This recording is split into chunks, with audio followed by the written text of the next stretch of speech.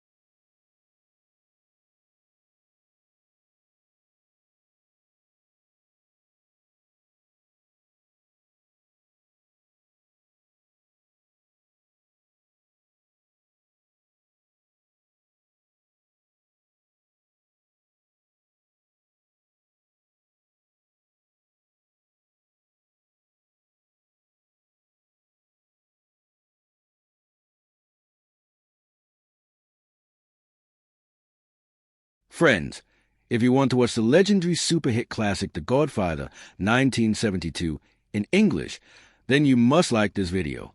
And if you are visiting our channel for the first time, don't forget to subscribe to our channel. Friends, in today's video, the movie we are going to talk about is called The Godfather. We will talk about what this movie is all about and where you can watch it, along with all the interesting facts connected to this masterpiece. In today's video, I am going to tell you everything in detail, including on which OTT platform or on which satellite channel you will be able to watch this film. We will also go deep into the technical department, music department, pre-production, filming, post-production, as well as the budget and box office performance of this film. Apart from this, we will talk about the story of this movie, and I will also give you a small review of the plot. Not only that, but we will also discuss in detail about the fascinating facts of this movie, its storyline, complete star cast, the performances of the actors, and which legendary actor has played which iconic role. That's why I request you friends to stay with us and watch this video till the end. The Godfather 1972, Plot and Narrative Analysis. Overview of a narrative shape. The Godfather follows a largely classical, linear structure that spans roughly a decade, from the end of World War II into the 1950s, yet it achieves a mythic scope through carefully placed ellipses, long-form set pieces, and parallel cross-cutting. The story charts Michael Corleone's transformation from war hero and family outsider to the implacable head of the Corleone crime family. It uses a tight, mostly Corleone-centric perspective, restricting information to their world so that the audience gradually accepts their codes, sympathies, and logic. The film doesn't experiment with time via flashbacks, unlike Part 2. Instead, it manipulates tempo, lingering on ceremonies and quiet meetings, then detonating violence, to heighten inevitability. Opening movement, ceremony and the contract with the audience. The film opens with Bonacera's plea, "I believe in America," during Don Vito Corleone's daughter's wedding. This extended sequence functions as a prologue and agenda-setting tableau. Exposition through ritual. The wedding introduces a Don's power network, family dynamics, and the Sicilian custom that on a daughter's wedding day, no request is refused. Dual worlds. Outside in the sun. Music, dancing, family. Inside in chiaroscuro. Debts, justice, and negotiation. Michael is outsider, in uniform, telling Kay that my family, Kay, it's not me. The film plants its central dramatic question. Can Michael remain separate from the family business? Inciting incident in first major tone, the narcotics proposal and the shooting of Vito. Salozzo's offer to fund a narcotics enterprise seeks Don Vito's political protection. Vito declines on moral pragmatic grounds. Drugs invite too much heat. This refusal sets the war in motion. Salozzo's men shoot Vito in the street, the catalytic wound that destabilizes a Corleone's order and forces the sons to improvise leadership, hot-blooded Sonny, calculating Tom, reluctant Michael. The attack converts abstract principles into a personal war, moving Michael from observer to participant. The hospital night, Michael's first irreversible choice. Michael finds a hospital unguarded and protects his father, bluffing would-be assassins on the steps. He sees the police captain McCluskey's corruption firsthand. Two things crystallize. Moral pivot. The institutions of America, police, courts, are shown as compromised. Michael's trust in legitimate protection collapses. Identity shift. He volunteers to kill Salozzo and McCluskey. This is a decision point that contradicts his opening stance and binds him to the family code. Midpoint. The restaurant execution. Point of no return. The famous restaurant scene is a film's structural midpoint and spiritual hinge. The tension, the planted gun, the bathroom pause, the train rumble, culminates in Michael killing Salozzo and McCluskey, a public, irreversible act that ends a possibility of a clean exit. This moment marries ritual and violence, cool preparation, sudden brutality, then silence. Michael must flee to Sicily, and the narrative splits. Parallel tracks, Sicily's pastoral exile and New York's escalating war. In Sicily, time stretches. Michael hides under a new name, experiences a brief pastoral romance, and marries Apollonia. The idyll is shattered when a car bomb meant for him kills her, a reminder that a family's war is borderless and that innocence is a luxury he cannot maintain. In New York, Sonny's impulsive leadership escalates conflict. Carlo's abuse of Connie triggers Sonny's fateful ambush at the causeway, the all-is-lost moment for the Corleones, leaving the family exposed and exhausted. Vito returns from convalescence to make a pragmatic peace with the five families, a false resolution that halts bloodshed but concedes ground in narcotics, sowing seeds for a colder, longer game. Transition of power, strategic patience, and the father's last lesson. Michael returns home changed, quieter, more opaque. Vito recognizes a necessary ruthlessness in his youngest son and informally anoints him as successor. The Don's late film scenes teach power as patience. I never wanted this for you. Yet he coaches Michael in reading motives, identifying Barzini as a true adversary. Vito's death in the garden is ordinary and gentle, contrasting with the public carnage around him, and it prompts a formal consolidation of Michael's rule. The baptism becomes a battlefield. Climax. The baptism montage, parallel cross-cutting is theme. The film's most celebrated formal device, cross-cutting between sacred ritual and secular slaughter, embodies its central irony.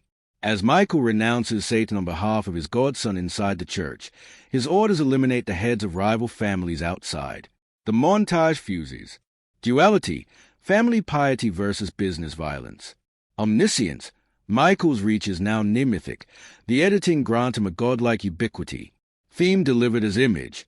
In America, legitimacy and criminality can be indistinguishable when seen through the lens of power. Immediately after, Michael confronts Carlo, orchestrates his execution, and ties up the last thread connecting Sonny's murder to the rival syndicates. The war ends not with negotiation, but with purification by violence. Denouement. The door closes. Kay asks if Michael had Carlo killed.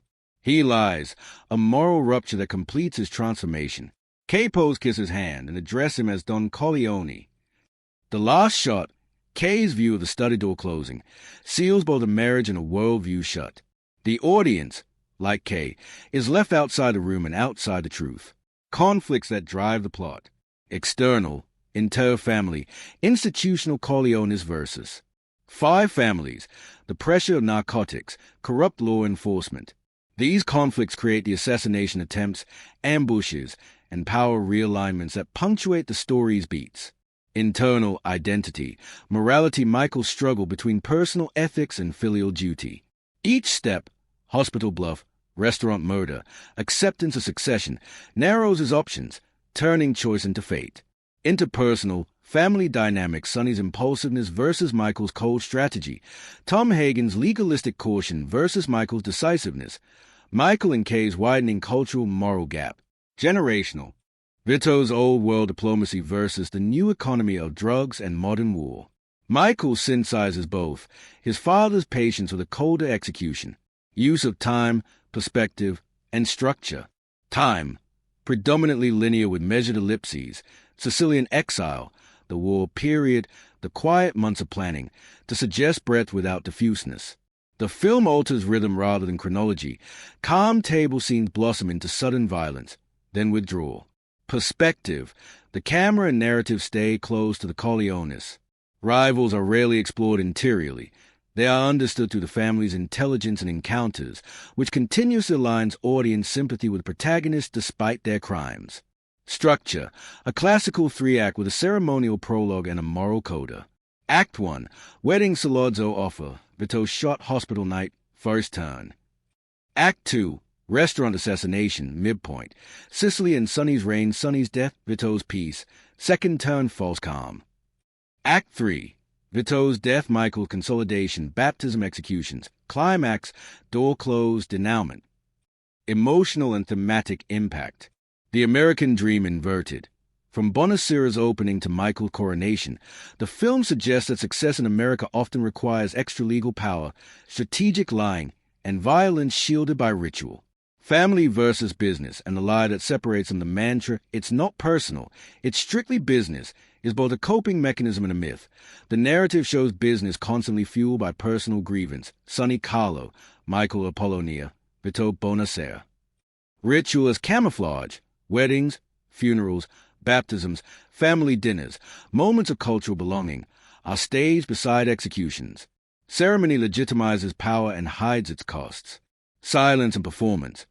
Vito's soft voice and Michael's stillness are strategic masks. In this world, Talk is a liability, memory is a ledger, and the deadliest men are the least noisy. Tragedy of transformation. The audience witnesses the erosion of Michael's conscience. The closing door is not only on Kay, it's on the man he once was. Key turning points. Quick map. Vito rejects narcotics, war initiated. Vito is shot, family destabilized. Hospital night, Michael commits to action. Restaurant murders, midpoint, exile and no return. Sonny's death, Vito's peace, strategic regrouping. Vito's death succession complete. Baptism montage, climax, total consolidation of power. Door closes, denouement, moral isolation finalized. Bottom line. The film's power lies in how a seemingly conventional, linear plot becomes an epic of inevitable metamorphosis. By restricting perspective, choreographing violence around ritual, and pacing time with patience, The Godfather turns a family chronicle into a tragic coronation, one whose last, quiet movement is a door shutting the audience out. The Godfather, 1972, in-depth plot and narrative breakdown. Prologue, the wedding as a microcosm of the world. The film opens with Amerigo Bonacieux petitioning Don Vito Corleone to avenge his daughter's assault. His words, "I believe in America," set the thematic stage, the dream of justice in a corrupt world, where law fails and power replaces it. Inside the darkly lit study, Don Vito receives requests, dispensing favors with measured grace. Outside, the brightly lit wedding is filled with music, laughter, and Sicilian traditions. This juxtaposition immediately establishes a duality: family versus business, light versus dark, ritual versus crime. Every key character is introduced. Sonny, hot-tempered, impulsive. Tom Hagen, calm, logical. Michael, in uniform, distancing himself from the family. Connie and Carlo, foreshadowing domestic conflict. The wedding sequence functions as an expositional masterclass, a slow-paced tableau that acquaints the viewer with the Corleone ecosystem while planting seeds of future conflict. Inciting conflict, Sollozzo's proposal and Vito's refusal. Virgil Sollozzo offers partnership in the narcotics trade, promising vast profits if Don Vito provides political cover. Vito declines, not out of morality, but pragmatism. Narcotics invite too much federal attention, jeopardizing his politicians and judges. This decision sparks a chain of violence. Sollozzo allies with the Italians, arranges the attempted assassination of Vito, and plunges the family into crisis. Key theme: a single decision, born from prudence, ignites a cycle of betrayal and blood. First turning point: the shooting of Don Vito. Vito is gunned down on the street while buying fruit. This scene functions as a symbolic stripping of protection. The patriarch, the immovable pillar, falls, leaving the family exposed. Michael learns about the shooting at a newspaper stand. His face tightens, signaling the beginning of his metamorphosis. Sonny assumed command, but his reckless leadership style contrasts sharply with Vito's calm diplomacy, setting the stage for future disaster. Michael steps forward, the hospital night. In one of the film's most pivotal scenes, Michael discovers his father unprotected in the hospital. He quickly moves Vito's bed, recruits Enzo the baker to stand guard, and bluffs would-be assassins. This is the first time Michael acts as a Don, calculated, composed, willing to risk himself. When police captain McCluskey strikes him, breaking his jaw, Michael experiences firsthand the corruption of the system he once trusted. This night destroys his illusion of separation from the family business. The point of no return, restaurant assassination. Michael volunteers to kill Sollozzo and McCluskey. In the legendary restaurant scene, tension mounts through silence, pacing, and sound design, the rising subway train noise in the background. The murder is both business and personal. Business because it secures his father's safety, personal because of the betrayal of institutions, police. Michael's execution is ritualized. The hidden gun, the bathroom pause, the deadly calm. Once he pulls the trigger, the war hero outsider dies, and the heir to the Corleones is born. This scene marks the structural midpoint and the moral midpoint, the point where Michael's transformation becomes irreversible. Exile and loss, Sicily interlude. To avoid retaliation, Michael is sent to Sicily. In Sicily, the narrative slows, emphasizing time as healing and erosion. He falls in love with Apollonia, embodying a pastoral escape from crime. But the illusion shatters when a car bomb meant for Michael kills her. Innocence is annihilated, fate follows him, and the possibility of a normal life is permanently erased. This subplot mirrors Michael's entrapment. No matter how far he goes, he cannot escape the family legacy. Parallel conflict, Sonny's downfall. Back in New York, Sonny rules as acting Don. His rage-driven decisions escalate the conflict, particularly his brutal beating of Carlo, Connie's abusive husband. Carlo conspires with rivals, luring Sonny into an ambush at the toll booth. The graphic execution of Sonny is a turning point. The family's fiercest warrior is cut down, leaving a vacuum only Michael can fill. The toll booth scene itself is choreographed as a ritual sacrifice, an eruption of bullets against an unprepared victim. False peace, Vito's diplomacy. An aged and weakened Vito brokers peace with the 5 families to protect his remaining sons. But this peace is tactical, not genuine. It allows Michael time to return and rebuild. Vito recognizes Michael's cold, calculating strength. He is a true heir, even if Vito once dreamed of legitimacy for him. In a quiet, intimate moment, Vito warns Michael, "The one who comes to you with this Balzini meeting, that's the traitor." This line plants the final key piece in Michael's endgame strategy. The passing of the old order, Vito's death. Vito dies quietly while playing with his grandson in the garden. This contrasts starkly with Sonny's violent end and foreshadows Michael's colder reign. The peaceful death emphasizes a theme of generational transfer. The old Don exits, the new Don rises. Climax, the baptism montage. Michael consolidates power by orchestrating the simultaneous assassination of rival Dons during his nephew's baptism. Parallel cross-cutting fuses sacred ritual and brutal violence. While Michael renounces Satan inside the church, his men eliminate enemies outside. This is the apex of narrative irony, a visual manifestation of the film's core contradiction, piety and murder intertwined. The montage elevates Michael to near-mythic status, portraying him as omnipotent, godlike, and terrifyingly composed. Resolution. The door closes. Michael deals with a final loose end. Carlo. He confronts him, has him executed, and asserts total control. Kay, desperate to believe in his innocence, asks if he killed Carlo. Michael lies, but the capos kissing his hand confirm the truth. The last shot, Kay watching the study door close on her face, represents the ultimate thematic closure. Michael had become his father and more. Family and business are no longer separable. Kay, and by extension the audience, is shut out of the truth. Narrative analysis. Structure, a 3-act tragedy disguised as a gangster drama. Turning points. Vito refuses Salozzo. Vito is shot. Michael protects Vito in hospital. Restaurant assassination, midpoint. Sonny's death. Vito's warning his death. Baptism massacre, climax. Door closing, denouement. Narrative rhythm, long, quiet sequences of negotiation and ritual interrupted by sudden bursts of violence. This contrast heightens tension and mimics real-life rhythms of family and power. Themes embedded in narrative. The corruption of the American dream. The cycle of generational power. The impossibility of separating family from business. Ritual as a mask for violence. Michael's tragic transformation into the thing he once rejected. Emotional and thematic impact. By the end, the audience feels both admiration and dread. Michael's rise is inevitable and terrifying. The film's genius is that viewers are seduced into rooting for him, only to recoil as the door shuts, realizing they too have been complicit in accepting his rule.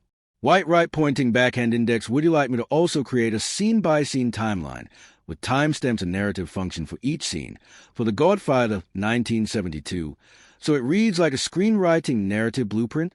That way, it becomes a guide for both analysis and storytelling technique. The Godfather 1972, character development, deep dive. The film's power comes from characters who are simultaneously archetypal and psychologically precise. Each figure carries a distinct code, how they love, negotiate, punish, forgive, and those codes collide to create the plot.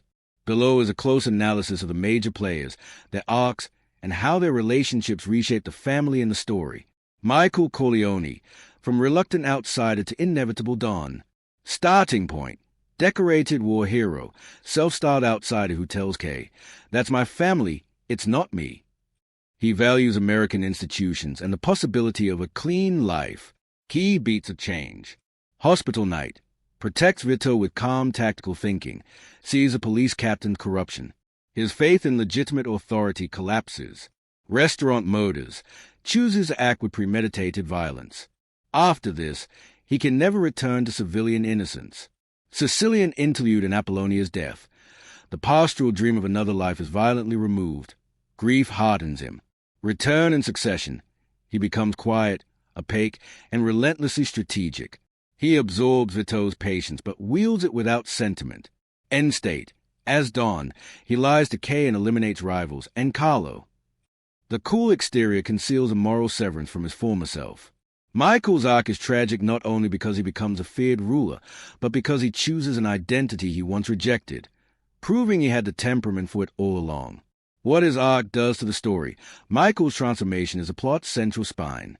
Each choice narrows alternatives, turning a family crisis into a coronation. Vito Corleone, the gentle iron of old-world power. Starting point, a ruler who blends mercy with menace. He believes power is maintained by favors, memory, and restraint. Traits and values. Ritual and reciprocity. The wedding petitions show a belief that loyalty is a currency. Pragmatic morality. He rejects narcotics not as a saint but as a strategist. He protects his political capital. Paternal diplomacy. He avoids wars that cannot be won and prefers negotiation. Arc, subtle but decisive. From sovereign to mentor, after the shooting, he recovers and recognizes that the world is changing. He makes peace to preserve the bloodline. Acceptance of succession. He identifies Balzini as a true enemy and instructs Michael in reading betrayal. He surrenders not out of weakness but design. End state. Dies tenderly in the garden, an ordinary end for an extraordinary man, closing the era of his personal codes and paving way for Michael's colder synthesis. Effect on story. Vito's ethos shapes the rules of the world. His decline creates a vacuum that forces Michael's rise. Sonny Corleone, the warrior who can't outrun his temper. Starting point. Heir apparent in attitude, not in temperament. He is brave, loyal, and impulsive. Inflection points. Acting Don. He escalates rather than contains a conflict, lacking his father's patience. Family blind spot.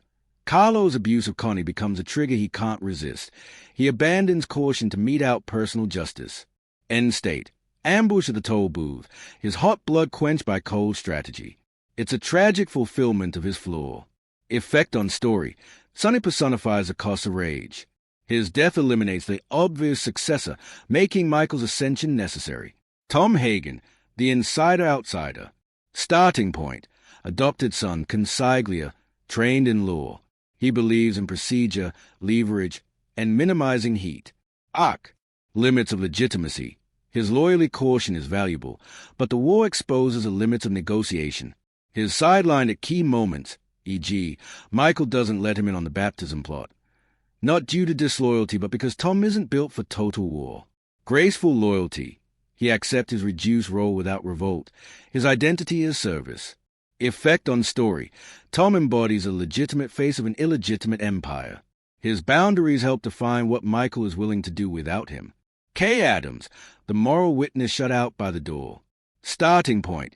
Educated, idealistic, curious. She stands in for the audience's conscience, outside the world but drawn to its gravity. Arc. From curiosity to complicity, she wants to believe Michael is different. Marriage represents a bet on his promises. Disillusionment. The final lie about Carlo and the capo's fealty show her the truth. The closing door locks her, and the viewer, out of power and out of Michael's soul. Effect on story. Kay's perspective frames a tragedy. Her fading access measures Michael's transformation better than any speech. Connie Corleone and Carlo Rizzi, family as battleground. Connie. Starting point. Sheltered daughter whose wedding launches the plot's network of obligations. Arc. From neighbor to trauma, abuse, brother's murder, widowhood. By film's end, she is a grieving sister whose life has been a chessboard for men's power plays. Carlo. Starting point. Insecure social climber. Arc. Abuser turned traitor. He facilitates Sonny's murder and becomes the last loose end Michael must cut. Effect on story. Their marriage ties family to business in blood. Sonny's downfall and Michael's final consolidation both run through Carlo. Fredo Corleone, the overlooked son. Starting point: weak, eager to please, easily cowed, notably during the attempt on Vito. Arc: quiet, ominous. Exiled to Vegas.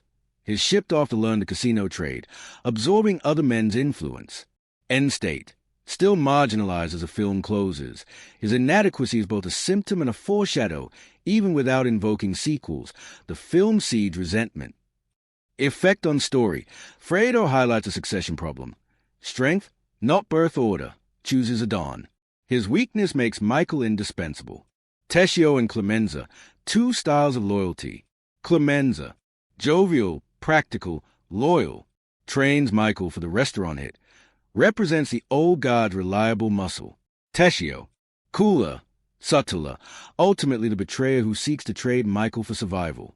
His betrayal confirms Vito's lesson to Michael. The one who sets up the meeting is a traitor and justifies Michael's final purges. Effect on story: together they dramatize the test of loyalty. Clemenza enables Michael's rise. Tessio validates Michael's paranoia and decisiveness. Luca Brasi, Enzo, Apollonia, emblems of code, civility, and lost innocence. Luca Brasi, a mythic enforcer whose death signals how serious Alonzo Barzini are. Here's an early shattering of Vito's aura of invulnerability. Enzo the baker, a civilian who stands with Michael outside the hospital. His trembling hand versus Michael's steady one illuminates the birth of a dawn. Apollonia, symbol of an alternate life, her death is the emotional cauterization of Michael's heart. Relationship webs that shape the story. Father, son, Vito and Michael. Vito's code, patience, obligation, becomes Michael's method minus Vito's warmth. Mentorship replaces sentiment. Succession replaces affection. Brothers, Michael, Sonny, Fredo, three responses of power: strategy, rage, insecurity. Their differences steer the war's outcome. Husband, wife, Michael and K-Love attempt to civilize power, then yields to it. The marriage is a facade of legitimacy that hides the machine behind the door. Siblings, Connie and the brothers' domestic life is not separate from business. It is used to bait and to justify violence. How motivations drive plot turns. Vito's refusal of narcotics, protect reputation, political cover. War begins. Michael's need to protect Vito, filial duty plus collapse of trust in law, restaurant murders. Sonny's need to defend Connie, personal rage, ambush at the causeway. Vito's need to preserve the family, pragmatism, peace accord that buys time. Michael's need for total security, no loose ends, baptism montage and Carlo's execution. Kay's need for truth, moral clarity, final confrontation, and the door's symbolic closure. Why these characters feel so layered. Contradictory virtues. Vito is tender and terrifying. Michael is loving and merciless. Sonny is protective and self-destructive. Action reveals character. Hospital bluff, train rattle hesitation, toll booth rashness. No one is explained so much as proven by behavior. Ritual psychology. Weddings, baptisms, dinners, and funerals expose values more clearly than speeches. Negative space. What characters withhold, Michael's silence, Tom's tact, is as telling as what they say. Bottom line. The film's character work is classical tragedy. Power concentrates in the one best suited to wield it, and the very traits that ensure survival. Secrecy, calculation, ruthlessness, poison, intimacy, and truth. Each character's arc tightens a noose around the story's throat, until Michael's final lie and the closing door make the film's darkest point. In this world, the qualities that secure the family destroy the family. Michael Corleone, Al Pacino, the tragic transformation. Michael is the heart of the film, and his development is not simply growth but corruption disguised as growth. Starting position. Introduced as a war hero, wearing his uniform at Connie's wedding. He is calm, handsome, confident, but crucially, he distances himself. That's my family. Kay, it's not me.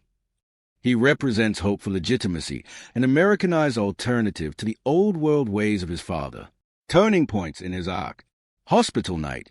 His first taste of power, taking control, bluffing assassins, steady hands versus Enzo's trembling. This is the moment of foreshadowed destiny. Restaurant assassination, crossing the line. Pacino's body language shifts, before nervous and quiet, after steel-eyed and cold. This is his point of no return. Sicilian interlude. He tastes love and innocence with Apollonia, but her death burns away the last remnants of a normal life.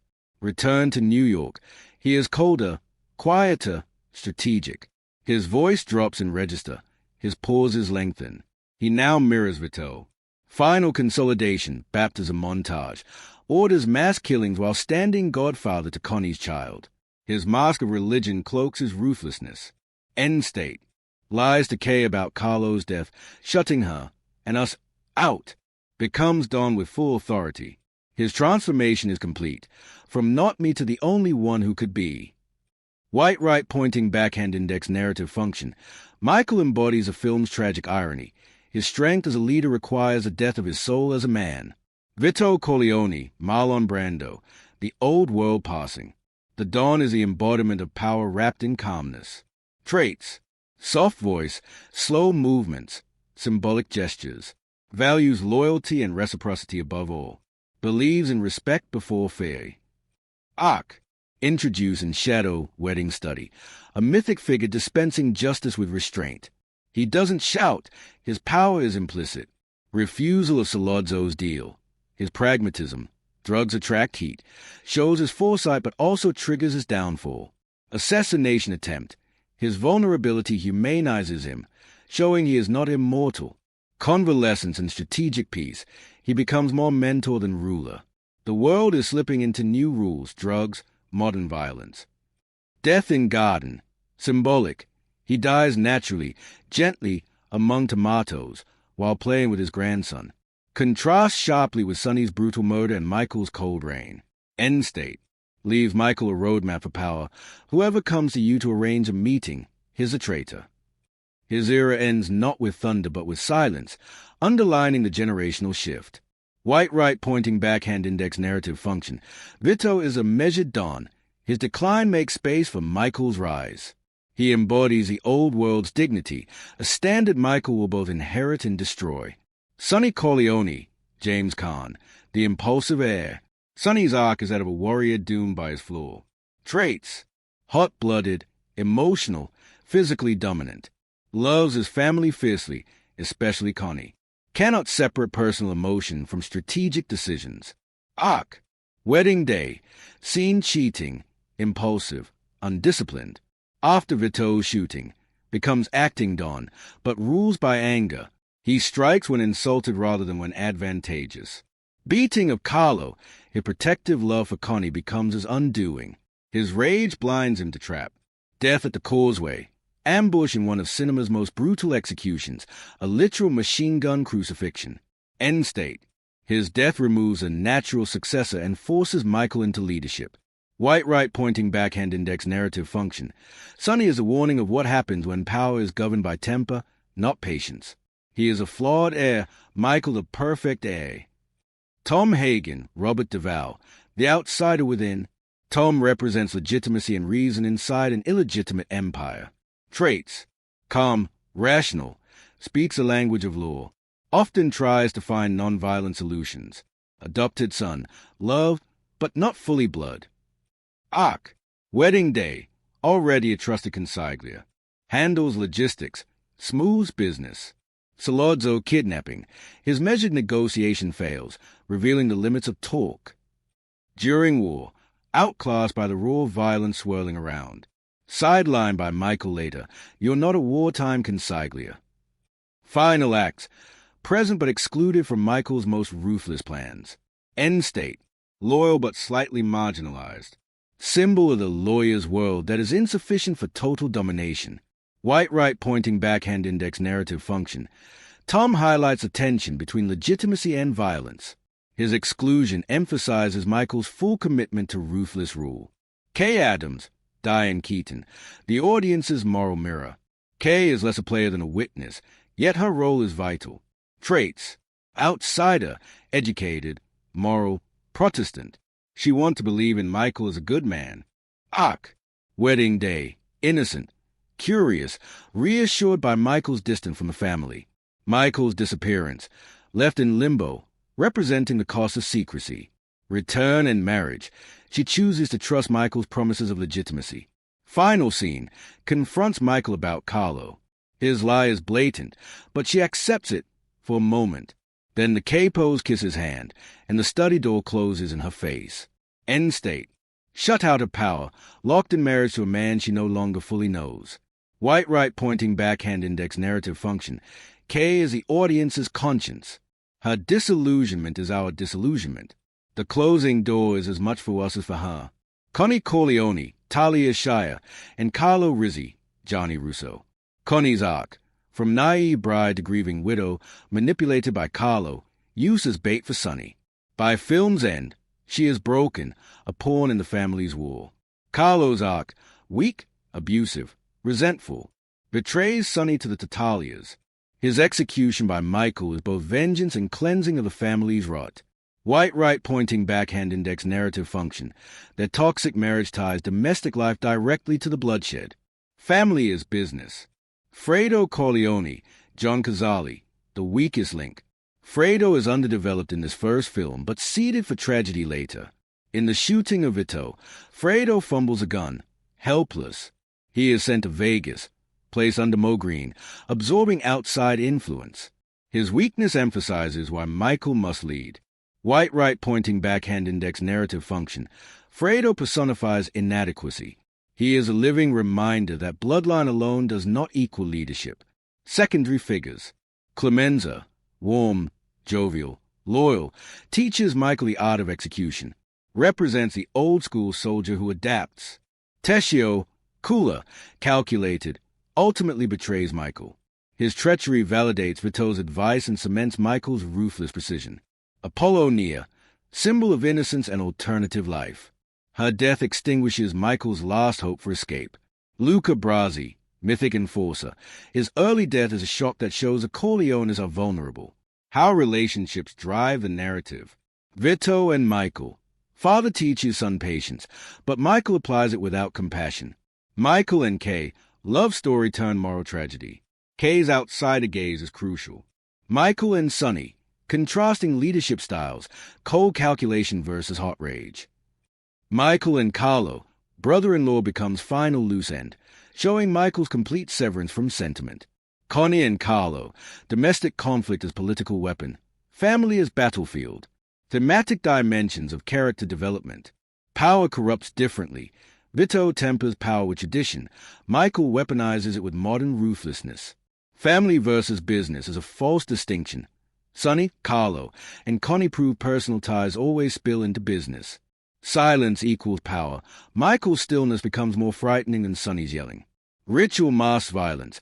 Characters use weddings, baptisms, and dinners as veneers over betrayal and bloodshed. Tragedy of inheritance. Michael becomes Don not because he wanted to, but because he was the only one capable. The family demanded it. Destiny completed it. White heavy check mark bottom line. The Godfather's characters are not just developed. They are mythic archetypes embodied with intimate psychological realism. Michael's fall, Vito's fading, Sonny's rage, Tom's reason, Kay's disillusionment, and Connie Carlo's toxicity together weave a tragedy about power, loyalty, and the cost of survival. Each character arc tightens a net around Michael, until the last image, Kay shut out, Michael enthroned, becomes the inevitable consequence of all their choices. White right pointing backhand index, do you want me to now create a character-by-character timeline, scene-by-scene evolution, for The Godfather 1972, showing exactly how each scene reveals their development? It would read like a blueprint of psychological progression. The Godfather 1972, performances, deep dive. Coppola's film works because the acting isn't showy. It's truthful, specific, and perfectly tuned to Gordon Willis's shadowed frames. The ensemble build a world where power whispers, grief erupts, and love is complicated by duty. Here's how the cast lift the story from crime saga to tragedy. Marlon Brando, Don Vito Corleone, standout, iconic. Brando craft a patriarch who rules by stillness. The low, gravelly voice, the measured breathing, and the gentle hand gestures communicate a man who never needs to raise his volume to raise the stakes. He plays affection, with his children, with a grandson in the garden, and menace, in the study at negotiations, with the same quiet control, letting others lean into his orbit. Even wounded in the hospital or softened at the end, Brando's Vito remains a center of gravity, tender, calculating, and faintly sad about the world he must manage. Why it elevates the film. Brando gives the movie its moral texture, authority without noise, so that later explosions feel like violations of a code that once held. Al Pacino, Michael Corleone, the slow burn masterclass. Pacino's transformation is one of cinema's most carefully calibrated arcs. Early Michael is open-faced, conversational, slightly tentative around family business.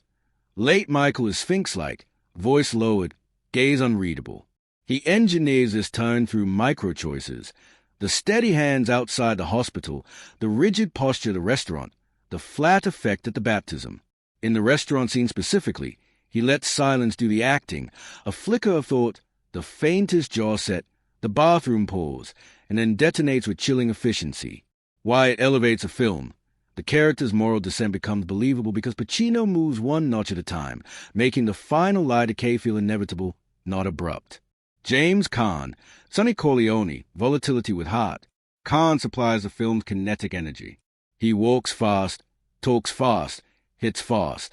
The camera often finds him already mid-motion. Yet the performance is more than temper. Caan shows Sonny's genuine tenderness toward family, especially Connie, and his insecurity about control. The famous toll booth scene lands with tragic force precisely because Caan has made Sonny lovable and dangerous in equal measure. Why it matters. Sonny's heat throws Michael's coldness into relief. Caan gives the story its most visceral stakes. Robert Duvall, Tom Hagen, loyally grace, emotional economy. Duvall plays Tom as the embodiment of procedural power. He listens. He breathes before speaking. He makes threats sound like calendar reminders. In The Wolf's Mansion, Duvall lets diplomacy curdle into intimidation so gently that the scene feels plausible rather than theatrical. Later, his quiet sidelining underlines the limits of civility in a war. Duvall registers hurt with tiny pause rather than a protest. Contribution. He keeps the film believable, grounding criminal dealings in the rhythms of boardroom logic. Diane Keaton, Kay Adams' moral witness. Keaton's performance is built on curiosity, then doubt, then dread. She plays an outsider's intelligence without cynicism. Kay wants to understand, which makes a final exclusion devastating. Watch the tiny recoil in her eyes when the capos kiss Michael's hand. The face tells the story of a marriage turning into a facade. Why it matters. She provides the audience's conscience. Through her, the closing door lands like a moral verdict. John Cazale, Fredo Corleone, fragility in a glance. Cazale specializes in vulnerability. The slumped shoulders after Vito's shooting, the eager-to-please smile in Vegas, the way he disappears in rooms full of louder men. He makes Fredo's inadequacy specific, not caricatured. Effect. By making Fredo so palpably weak, Cazale strengthens the logic of Michael's rise and adds a soft ache to the family portrait. Talia Shire, Connie Corleone, from glow to grief. Shire tracks Connie from giddy bride to shattered sister. The domestic scenes, calls, tears, denial, could have been plot devices. She makes them lived in, so that Sonny's rage and Michael's later ruthlessness carry human cost. Effect. She connects business to the bruises and funerals that business creates. Richard S. Castellano, Clemenza, warmth, humor, competence. Castellano gives a film its gallows humor and its lesson in craft. His instruction to Michael before the restaurant hit mixes mentorship with matter-of-fact brutality. The famous offhand quip about leaving the gun and taking the dessert lands because he plays it like a routine errand, not a punchline. Effect. He shows how normalized violence has become within the family. Abe Vigoda, Teshio, understated treachery. Vigoda underplays everything. Eyes that calculate, a voice that never spikes. When the betrayal surfaces, it feels heartbreakingly plausible. His final "it was only business" resignation mirrors the film's thesis and justifies Michael's paranoia. Effect. He makes a climax feel like strategy, not melodrama. Sterling Hayden, Captain McCluskey, the weight of corruption. Hayden's physical presence, lumbering, casual, sells a cop who doesn't need to shout to be dangerous. The jaw-breaking punch to Michael plays as worm-like brutality, not a villain's flourish, which is precisely why it chills. Effect. He anchors the idea that legitimate institutions can be openly rotten. O Lettieri, Salazzo, silk-wrapped threat. Lettieri Salazzo is smooth, almost courtly, which makes his violence more unnerving. The bilingual conversation with Michael before the restaurant hit layers charm over menace. His eyes keep assessing paths to survival right up to the last moment. Effect. He personifies the new economy pressuring Vito's old code. Alex Rocco, Mo Green, John Marley, Jack Wolves, Lenny Montana, Luca Brasi, others. Alex Rocco, Mo Green, brash, hilarious, and menacing, pure Nevada swagger that makes Vegas feel like a real, differently governed fiefdom. John Marley, Wolf's operatic rage that still feel credible. His bombast makes Tom's soft-spoken threats land harder. Lenny Montana, Luca Brasi's stiffness and hesitations that read as mythic intimidation. His brief presence expands Vito's legend, and his death signals genuine peril. Simonetta Stefanelli, Apollo Neolite, curious presence that sells the possibility of an alternate life for Michael in just a few scenes. O Martino, Johnny Fontaine, and Salvatore Cossito, Bonacieux Fontaine's plea and Bonacieux's opening petition frame Vito's reach across culture and class. Both actors set the film's tone of supplication and debt. Ensemble alchemy, why it all feels real. Contrasting acting temperatures. Brando's stillness, Pacino's slow freeze, Caan's heat, Duvall's cool, for temperatures in one room create natural friction and rhythm. Blocking over monologues. Coppola often stages power. Who's seated, who stand behind a desk, who leans in, so the actors can play status without speeches. Silence as dialogue. Long pauses let micro-expressions carry the scene. The cast trusts quiet. Cinematography as partner. Willis's chiaroscuro lighting invites inward performances. The actors meet the camera halfway with controlled faces and minimal movement. Awards and legacy, performance-specific. Brando won the Academy Award for Best Actor. Pacino, Caan, and Duvall were all nominated for Supporting Actor, rare recognition of an ensemble's depth. The film's reputation rests as much on how these roles are played as on what happens in the plot. The line between family drama and criminal enterprise is believable because the actors never play gangster. They play human need, respect, safety, love, pride. Bottom line, the cast doesn't just fit their characters, they define them for generations. Brando gives the story its soul, Pacino its tragic engine, Caan its pulse, Duvall its credibility, Keaton its conscience, and the supporting players its texture. Together, they make the Corleone world feel inevitable, lived in, and heartbreakingly human, turning a crime saga into a timeless study of power and consequence. The Godfather, 1972, performances, extended analysis. Performing arts Marlon Brando as Don Vito Corleone. Brando's performance has become almost myth, but its brilliance lies in its delicate restraint. Physicality. The padded jowls, lowered chin, and heavy-lidded eyes created a man weighed down by both age and authority. He barely moves his body, which forces the audience and other characters to lean into his gravity. Voice. Brando invented a hushed, rasping tone, half-whisper, half-growl, signaling a man who doesn't need to raise his voice to be obeyed. It's paternal, yet ominous. Scene mastery. Opening scene with Bonacieux.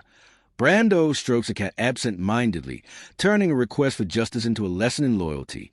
The performance makes "I'll make him an offer he can't refuse" sound like fatherly advice rather than a threat. Hospital scene. Weak and frail, he still projects authority, pleading not with force but with weary resignation. Garden with Michael.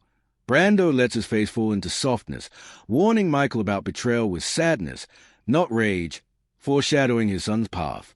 White right pointing backhand index impact. Brando elevates a character from mob boss stereotype to Shakespearean patriarch, half king, half father, trapped by a code of honor. Fire Al Pacino as Michael Corleone.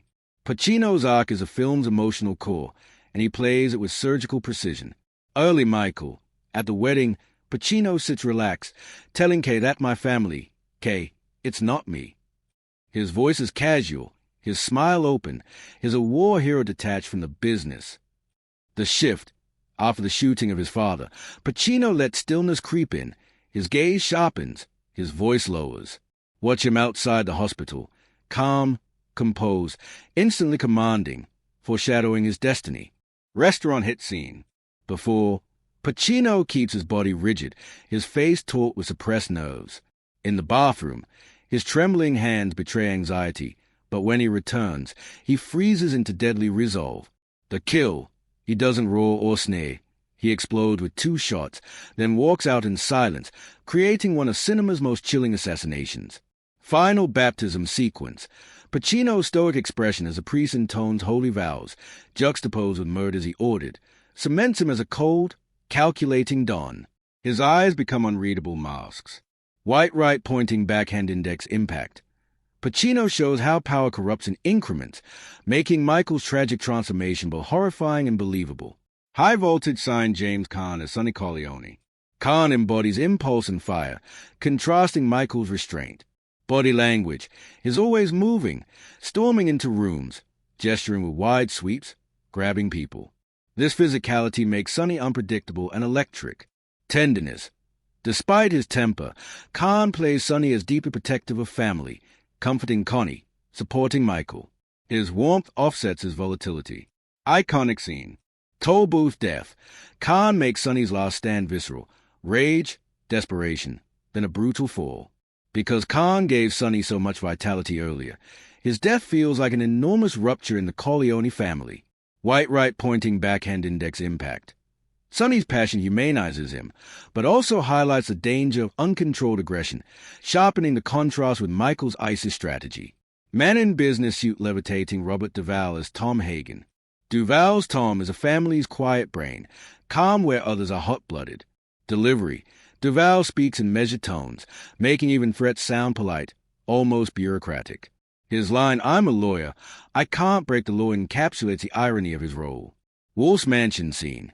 Duvall listens patiently to Wolf's tantrum, then delivers his veiled threat with such smoothness that it chills more than yelling ever could. Inner conflict. When Michael sidelines him later, Duvall conveys pain with just a flicker of hesitation and lowered gaze. No outburst, only wounded loyalty. White right pointing backhand index impact. Duvall grounds the film in realism. He plays Tom not as a gangster but as a lawyer trapped in a criminal dynasty. Broken heart Diane Keaton as Kay Adams. Keaton provides the film's moral counterpoint. Performance notes. She begins with openness and curiosity, playing Kay as warm but naive about Michael's world. Her delivery is soft, but her eyes are always searching. Key scene. Final door close. Kay looks through the doorway as Michael's hand is kissed, realizing she's been excluded forever. Keaton's slight step back and the flicker of betrayal in her eyes make the moment devastating. White right pointing backhand index impact. Keaton's subtle work ensures the tragedy is not only Michael's loss of morality, but Kay's loss of trust and love. New Moon symbol John Cazale as Fredo Corleone. Cazale plays Fredo with aching fragility. Acting choices. His hunched shoulders, darting eyes, and forced smiles make him seem perpetually inadequate. Moments. In Vegas. When Michael scolds him, "Don't ever take sides against the family," Cazale shrinks into defeat with heartbreaking helplessness. White right pointing backhand index impact. His vulnerability adds pathos, highlighting how not all Corleones are fit for power. Rose Talia Shy as Connie Corleone. Shy attracts Connie's loss of innocence. Wedding day. Playful, radiant, almost carefree. Abuse and aftermath. Shia's screams during Sonny's death scene are raw, not theatrical, making grief palpable. Arc. Her transformation from bride to broken widow underscores the cost of family business. Performing arts supporting ensemble highlights. Richard Castellano, Clemenza blends humor with menace. His casual "leave the gun, take the cannoli" works because he plays it like a throwaway line, not a punchline. A. Vigoda, Tessio underplays betrayal. His resignation when caught, "Tell Mike it was only business," makes his treachery tragic rather than villainous. Lenny Montana, Luca Brasi, his awkward speech pattern and stiff presence make Brasi unforgettable. His brief life expands the myth of Vito's power. John Marley, Wolf's operatic fury. His outrage makes Tom's calm composure more powerful. Simonetta Stefanelli, Apollonia, brings brightness and innocence, making her death a cruel turning point for Michael. Key why the performances work collectively. Different acting styles converge. Brando's method subtlety, Pacino's slow burn intensity, Caan's physical explosiveness, Duvall's minimalism, Keaton's naturalism, all create contrast and depth. Family believability. The ensemble convinces us they've known each other for decades. Small gestures, hugs, touches, arguments feel natural, not scripted. Silence as performance. Many scenes, hospital, restaurant, baptism, rely on what actors don't say. Their faces, breaths, and stillness carry more than words. Trophy legacy. Brando's Don became a cultural archetype of power. Pacino's Michael set the gold standard for character transformation. Caan, Duvall, and Pacino all received Oscar nominations, showcasing the ensemble's strength. Nearly every line, delivery, or gesture has entered cinematic memory, making the cast work timeless. Sparkle's conclusion. The Godfather's performances endure because the actors don't just play mobsters. They play fathers, sons, brothers, wives, and friends who happen to be criminals. Every gesture, glance, and silence layers humanity over violence, making the tragedy universal. Do you want me to break down specific iconic scenes, wedding, restaurant, baptism, final door scene, actor by actor, showing exactly how each performance contributes to the narrative tension? The Godfather, 1972. Direction, deep, scene-level analysis. Francis Ford Coppola's direction is a film's organizing intelligence. He turns Mario Puzo's sprawling crime novel into a focused tragic drama about power, family, and moral corrosion. Coppola's choices, what to show, what to withhold, how long to linger, create the movie's tone, mood, and moral weight. Below is a thorough, scene-aware look at how he shapes the film and why those choices matter. 1. Overall directorial vision. Coppola treats The Godfather as a modern tragedy rather than a pulpy gangster picture. The goal is psychological and moral, to dramatize Michael Corleone's metamorphosis and the institutional logic of the Corleone family. Coppola's storytelling favors interior states, ritualized social moments, and the visual language of power over spectacle. Violence is sudden, consequential, and framed as the efficient instrument of policy, never glamorized. 2. Visual style and cinematography as a storytelling partner. Low-key, chiaroscuro lighting. Coppola, with Gordon Willis, deliberately bathes interiors in shadow. Faces often emerge from darkness. This not only creates a period, Venetian look, it surfaces the film's moral ambiguity. Decisions are made in dim rooms. Truth is concealed. Muted, warm palette. Browns, golds, and ochres evoke old-world family warmth that doubles as institutional patina, home and headquarters indistinguishable. The color grading and costume choices make the Corleone world feel lived in and historically grounded. Compositional framing. Coppola uses doors, archways, and windows to frame characters, literal threshold between private and public roles. The repeated motif of a closed study door final shot is visual shorthand for exclusion and secrecy. Camera placement and angles. Low angles and intimate close-ups confer authority and interiority. Wide, table-centered shot stage power dynamics. Who sits, who stands. Close-ups capture moral micro-moments, a glance, a hand. Pacing, rhythm, and the use of ellipses. Measured tempo. Coppola lets scenes breathe. Long expository sequences, the wedding, give the audience time to enter the world. He contrasts long, quiet setups with sudden bursts of violence. This rhythm produces cumulative dread. Ellipses for epic sweep. The film covers years without bogging down in quotidian detail. Coppola moved the narrative by skipping intervening months, but preserves emotional continuity, so the stakes feel both epic and intimate. Active economy. He retains scenes that reveal character or ritual, trims those that do not, and uses montage when he wants condensed thematic impact, the baptism sequence. 4. Editing and montage. Classic technique with moral bite. Cross-cutting for irony and power. The baptism montage is the film's single most audacious editorial move, paralleling sacrament with assassination to expose hypocrisy. Coppola times these cuts to build a moral crescendo. The priest intones sanctity while murder quietly unfolds. Sound montage. He layers diegetic sounds, church organ, gunfire, telephone clicks, so meaning derives from contrast as much as from image. The audience experiences the burn of irony as a sensory shock. 5. Blocking, staging, and mise-en-scene. Rituals as structure. Weddings, funerals, dinners, and baptisms are not just backdrops. Coppola stages them as scenes of power transmission. He composes these set pieces to show how personal rights are co-opted for political ends. Tableaus over monologue. Coppola often stages characters in tableau compositions, family dinners, council meetings, where silence, posture, and placement reveal status more effectively than speech. Small gestures, huge meaning, a kiss on the hand, a displaced chair, a pet cat. Coppola lets minutiae speak. These choices make the family feel real and ceremonial.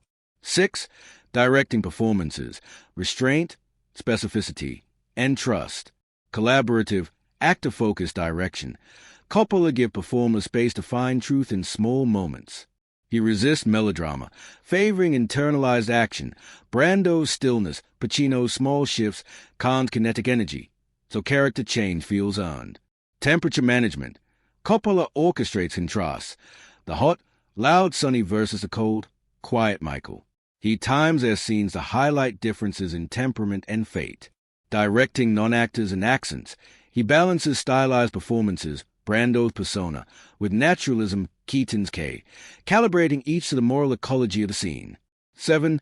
Sound, score, and silence. Nino Rota's leitmotifs.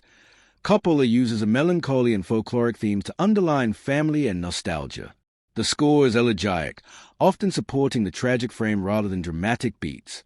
Diegetic sound priority. Conversations, doors, footsteps, and ambient noise are foregrounded. Music rarely tells the audience what to feel. It complements the emotional subtext. Silence as instrument.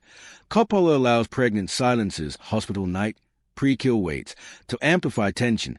He trusts the audience's unease. 8. Narrative shaping. Focus, adaptation choices, and viewpoint. Focus on Michael. Coppola narrows Puzo's sprawling material to a central tragic arc, the moral fall of Michael, making the film feel like a single character study rather than a catalogue of criminality. Point of view.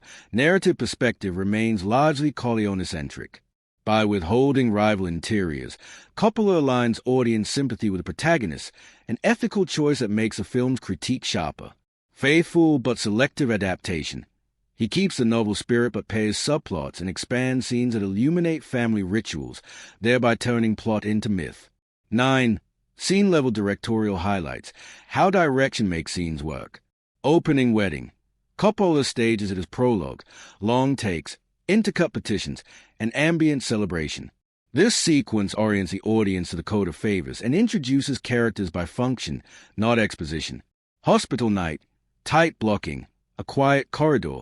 Enzo's trembling hands versus Michael's calm. Coppola stages a moment as initiation. The camera stays close enough to feel claustrophobic. The scene creates moral pivot through physicality. Restaurant assassination. Coppola uses pacing and sound. Subway roars. Bathroom break. The planted gun. To build unbearable tension. The kill is quick and anti-cinematic. No fanfare, only consequence. Sicily and Apollonia. Coppola slows tempo, uses pastoral composition and local color to sell the fantasy of escape. A death via car bomb then punctures that escape with cruel efficiency. Sonny's ambush, rapid cuts, staccato violence, and the trope of public vulnerability underscore the cost of impulse. Coppola stages Sonny's death as sacrificial and senseless. Baptism montage. The cross-cutting sequencing is planned with surgical timing. The juxtaposition is moral geometry. Coppola choreographs both ritual and hit sequences so each enriches the other. Final doorway. The closing camera movement. Kay looking through the door as it shuts, distills the film's thesis into one moving image. It's simple, fatal, and definitive. 10. Use of motifs and symbolism, deliberate camera choices.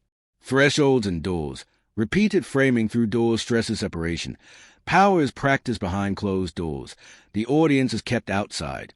Oral rituals, hand-kissing, petitions, camera lingers on hands. These gestures become visual shorthand for allegiance and submission. Light and shadow. Moral ambiguity is visualized. The camera often prefers shadow over full exposure, implying hidden transactions. 11. Risk, studio politics, and creative authorship. Coppola's direction also involved negotiation with the studio and with casting controversies. His insistence on certain actors and tones reflects an auteur determination to make a morally serious film rather than a glossy gangster picture. That insistence produced choices, casting Brando, trusting Pacino, that would pay off artistically. 12. Legacy of Coppola's directorial choices. Redefined gangster film. He transformed the genre into tragic family drama. Many subsequent films and TV series have taken cues from his emphasis on interiority, ritual, and moral cost. Visual grammar. Chiaroscuro interiors, restrained acting, and montage of sanctity versus violence became archetypal devices for subsequent directors exploring power. Enduring images. The wedding, the restaurant hit, the baptism montage, and the closing door are now part of cinema's visual vocabulary, testimony to Coppola's precision. Conclusion: why the direction matters. Coppola's direction turns plot into moral architecture. He stages everyday rituals as political acts, composes light and shadow to map conscience, and controls tempo so the viewer lives every step of Michael's descent. The film works because Coppola resists sensationalism. He lets power appear inevitable and ordinary, which makes the final moral cost unbearable. In short, he doesn't merely tell a gangster story, he directs a tragedy. The Godfather, 1972, direction, expanded, scene-level detail. 1. Opening, the wedding in Don's office. Opening shot, Bonacera's face in shadow. Coppola begins with a slow zoom-out, trapping Bonacera in darkness. The lighting and framing signal secrecy and moral complexity. We only gradually see Don Corleone, establishing him as a figure who exists in partial shadow, commanding deference. Parallel staging. Inside, everything is dark and controlled. Outside of the wedding, Coppola cuts to sunlit festivities, music, dancing, food. The two spaces symbolize family as dual identity, joy versus business, community versus power. Cinematographic language. The deliberate contrast sets the film's mood. This is a story of dual lives, where light cannot exist without shadow. 2. Hospital sequence, Michael's initiation. Spatial staging. Coppola uses emptiness to create fear. Michael walks through long, quiet halls. The absence of guards and patients makes the hospital feel eerily abandoned. Blocking and silence. When Michael positions Enzo to bake outside the hospital, Coppola frames him in a tight, nervous tableau. Michael tries to project strength while Enzo trembles. The cigarette shaking in Enzo's hand is highlighted. Coppola lingers on this image instead of dialogue, letting performance detail carry tension. Camera effect. A medium close on Michael's calm face versus Enzo's trembling hand visually signals Michael's shift. He is beginning to embody composure in danger, unlike ordinary men. Coppola captures this without announcing it in words. 3. The restaurant assassination. This is often cited as Coppola's masterclass in tension through direction. Prelude. Michael enters the bathroom. Note the echoing sound of the door closing and the stillness. Coppola holds a shot longer than natural, building unease. Sound design. The subway train's roar outside becomes Michael's interior anxiety. Coppola doesn't use a score, only real-world sound. This choice keeps the moment grounded, almost documentary-like. Pacing and pause. Michael sits back down. Coppola lingers on his indecision, giving Pacino space to act out doubt with his eyes and breathing. Violence. When Michael finally shoots Alonzo and McCluskey, the action is brutally quick. Coppola frames a gunfire without flourishes, no slow motion, no heroic angles. It's messy, final, and shocking. Aftermath. Instead of cutting to immediate escape, Coppola lingers on Michael's frozen face, then the discarded gun. This prolongs unease and makes the audience feel the irreversible step. 4. Sicily interlude, Michael's fantasy escape. Visual contrast. Coppola brightens a palette here. Pastoral greens, sunlit mountains, traditional folk music.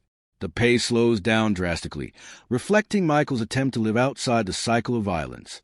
Symbolism of Apollonia. Coppola films her as almost mythic, bathed in natural light. She represents innocence and renewal. Car bomb sequence. Coppola shatters the dream violently. The blast is staged abruptly, with Michael running helplessly toward the wreckage.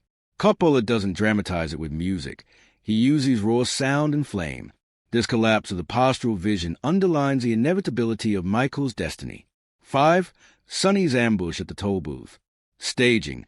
Coppola sets Sonny up at a wide-open space, vulnerable, his car trapped. The toll booth looks ordinary, yet becomes an execution ground. Blocking and build-up. Coppola cuts to men slowly emerging with machine guns. The tension builds with almost no music, just silence, then sudden eruption. Editing rhythm. Rapid cuts mirror the violence, with Sonny riddled by bullets from multiple angles. Coppola emphasizes helplessness rather than glory. Sonny flails and collapses, his body chewed apart. Impact.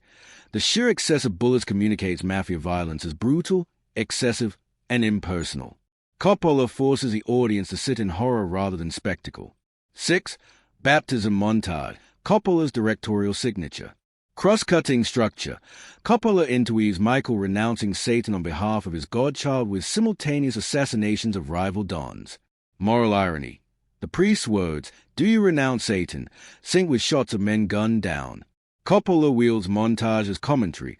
Michael's words and deeds diverge completely. Sound mix. The church organ and chanting overwhelm the gunshots. Coppola intentionally subordinates the violence to the religious ritual, flipping audience expectation. This creates a chilling contrast. The sacred mass to profane. Rhythmic editing. The cuts quicken as the sequence builds to climax, then slow again at the baptism's conclusion. The pacing mirrors Michael's consolidation of power. Chaos subsides into total control. Final shot of Michael at church. Coppola holds a frame. Michael serene, hands folded. He is both a godfather in faith and the godfather in crime. The direction elevates the moment into myth. 7. Final doorway scene. Composition. Kay stays as the office door closes on her. Coppola positions her face framed by light, the men inside framed by shadow. Camera movement. A slow zoom in on Kay's realization makes the audience share her exclusion. Symbolism. The door closing is a visual metaphor for Michael's full transformation and Kay's permanent exclusion from truth. Coppola ends not with violence, but with silence, ritual, and inevitability. 8. Stylistic choices that define Coppola's direction. Lighting. Gordon Willis, the Prince of Darkness, gave Coppola his shadow-driven palette, but Coppola used it narratively. Darkness was not just aesthetic but moral. Silence over score. Coppola often strips music away at critical moments. Hospital, restaurant, toll booth, trusting tension to arise from mise-en scene. Ritual as structure. Coppola directs rites, weddings, baptisms, funerals, dinners, as stage-like events where family and business collide. This repetition becomes the skeleton of the narrative. Restraint. Instead of stylized action, Coppola emphasizes aftermath, the faces, the silences, the weight. This makes violence feel consequential. 9. Directorial legacy. Coppola's direction elevated The Godfather from a gangster picture into high tragedy. His stylistic trademarks, shadow play, ironic montage, ritual staging, reshaped cinematic language. Without his directorial precision, the film might have been pulp.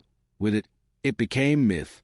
White right pointing backhand index, would you like me to take one scene, like the baptism montage or restaurant assassination, and break it down literally shot by shot, almost like a storyboard with Coppola's choices explained frame by frame? That way, you'd see exactly how his direction builds tone, rhythm, and meaning in micro detail. The Godfather, 1972, cinematography, comprehensive analysis. The film's look is as important to its meaning as its script. Gordon Willis's cinematography, often called the film's second director, does not decorate the story, it shapes it. Through lighting, framing, camera movement, and texture, the cinematography creates the moral atmosphere, the sense of ritual, the intimacy of family, and the cold machinery of power. Below is a scene-aware, finely grained account of how camera work and lighting contribute to storytelling. 1. Overarching visual strategy. Chiaroscuro is moral code. Interiors are almost always unlit. Faces and rooms emerge from darkness. That pattern makes a film itself feel like a study in half-truths and hidden motives. Warm, desaturated palette. Browns, ochres, and muted golds create a pattern of age and memory, homey yet institutional, so that domestic scenes and strategy sessions read as two sides of the same world.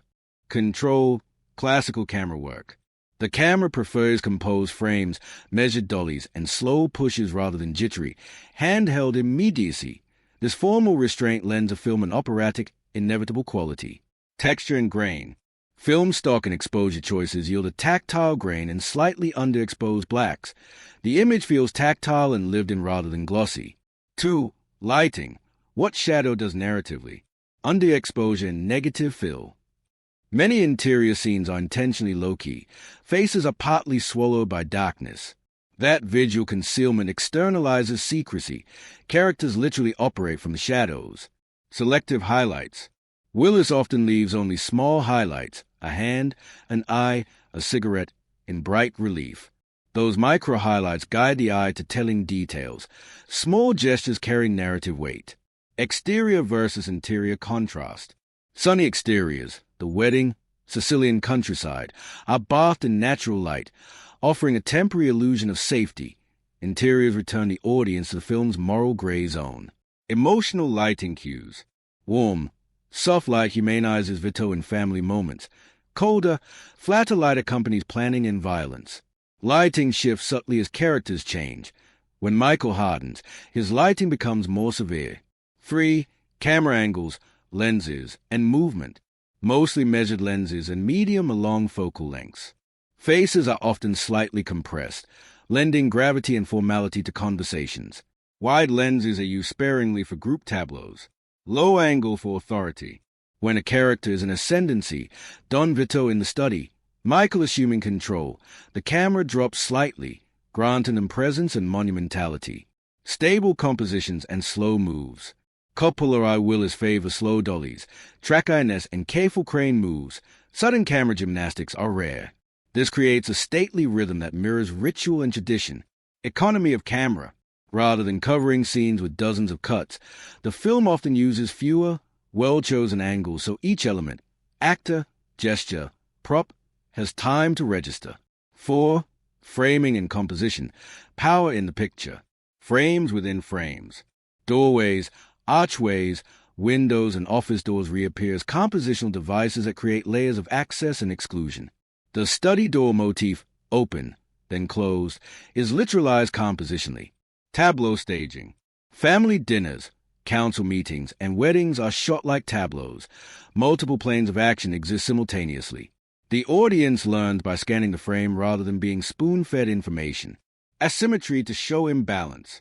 In scenes of vulnerability, subjects are placed off-center or low in the frame to connote diminished power. Symmetry returns when hierarchy is reasserted. Small gestures elevated. Close framing of hands, coins, hand-kissing, and cigarettes turns ritualized gestures into cinematic signifiers of power and subservience.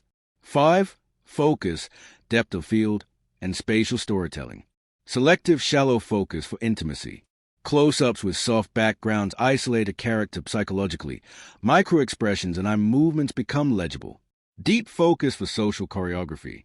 Wedding scenes and family dinners use deeper focus so multiple interactions in the same frame inform character relationships simultaneously. The viewer can choose which small scene to read. Rack focus and plane shifts used economically. Focus shift occasionally redirect attention within a frame, e.g., from a speaking face to a nearby reaction, reinforcing subtext without cutting. 6. Key scenes, what the camera does and why. Opening, bonasser, and wedding. Choice, start in the dark with a tight face and shadow, then reveal dawn in a dim study. Cut to sunlit, lively wedding exterior. Effect, the camera's two registers, shadowed interior versus bright exterior, instantly dramatize a film's central split. The family's public celebrations versus its private business. Dawn's study, petting the cat. Choice, close, intimate shots with low-key light. The cat and hand gestures sit in a pool of light while most of the room remains in shadow. Effect, power is shown as calm, tactile, and ritualized rather than loud. Small gestures, stroking cat, hand kiss, become imperial acts. Hospital sequence. Choice, long, empty corridors, tight medium shots. Isolation is emphasized by negative space and shallow lighting. Effect, the cinematography creates vulnerability and the sense that institutions are hollow, there's nowhere safe. Restaurant assassination. Choice, tight, clinical close-ups on Michael's face. The hand that reaches for the gun, ambient noise, train rumble, is captured with the image. Low lighting in the restaurant keeps the faces partially shadowed. Effect, tension is psychological. The close framing focuses the audience on Michael's inner fight. The lack of flourish makes a kill feel cold and real. Sicily, Apollonia. Choice, brighter, pastoral compositions, open frames and natural light. Camera movement is relaxed. Effect. The visual warmth sells a possibility of escape. Its later disruption by sudden violence is therefore more devastating. Sonny's ambush, toll booth. Choice. Wide shots of exposed road space followed by staccato, rapid editing and handheld-like energy for the assault. The carnage is shown bluntly. Effect. The contrast between openness and sudden violence underscores how exposed even the powerful can be. Baptism montage. Choice. Cross-cutting between close-ups of the priest, long shots of cars and gunmen, medium shots of Michael, and interior shots of holes where hits occur. Lighting and color differ by location, but are edited into a single moral image. Effect.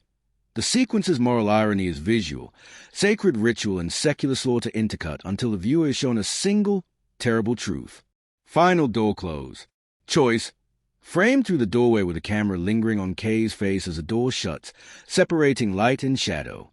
Effect. The final image is simple, intimate, and devastating. The cinematography literalizes the moral and emotional exclusion.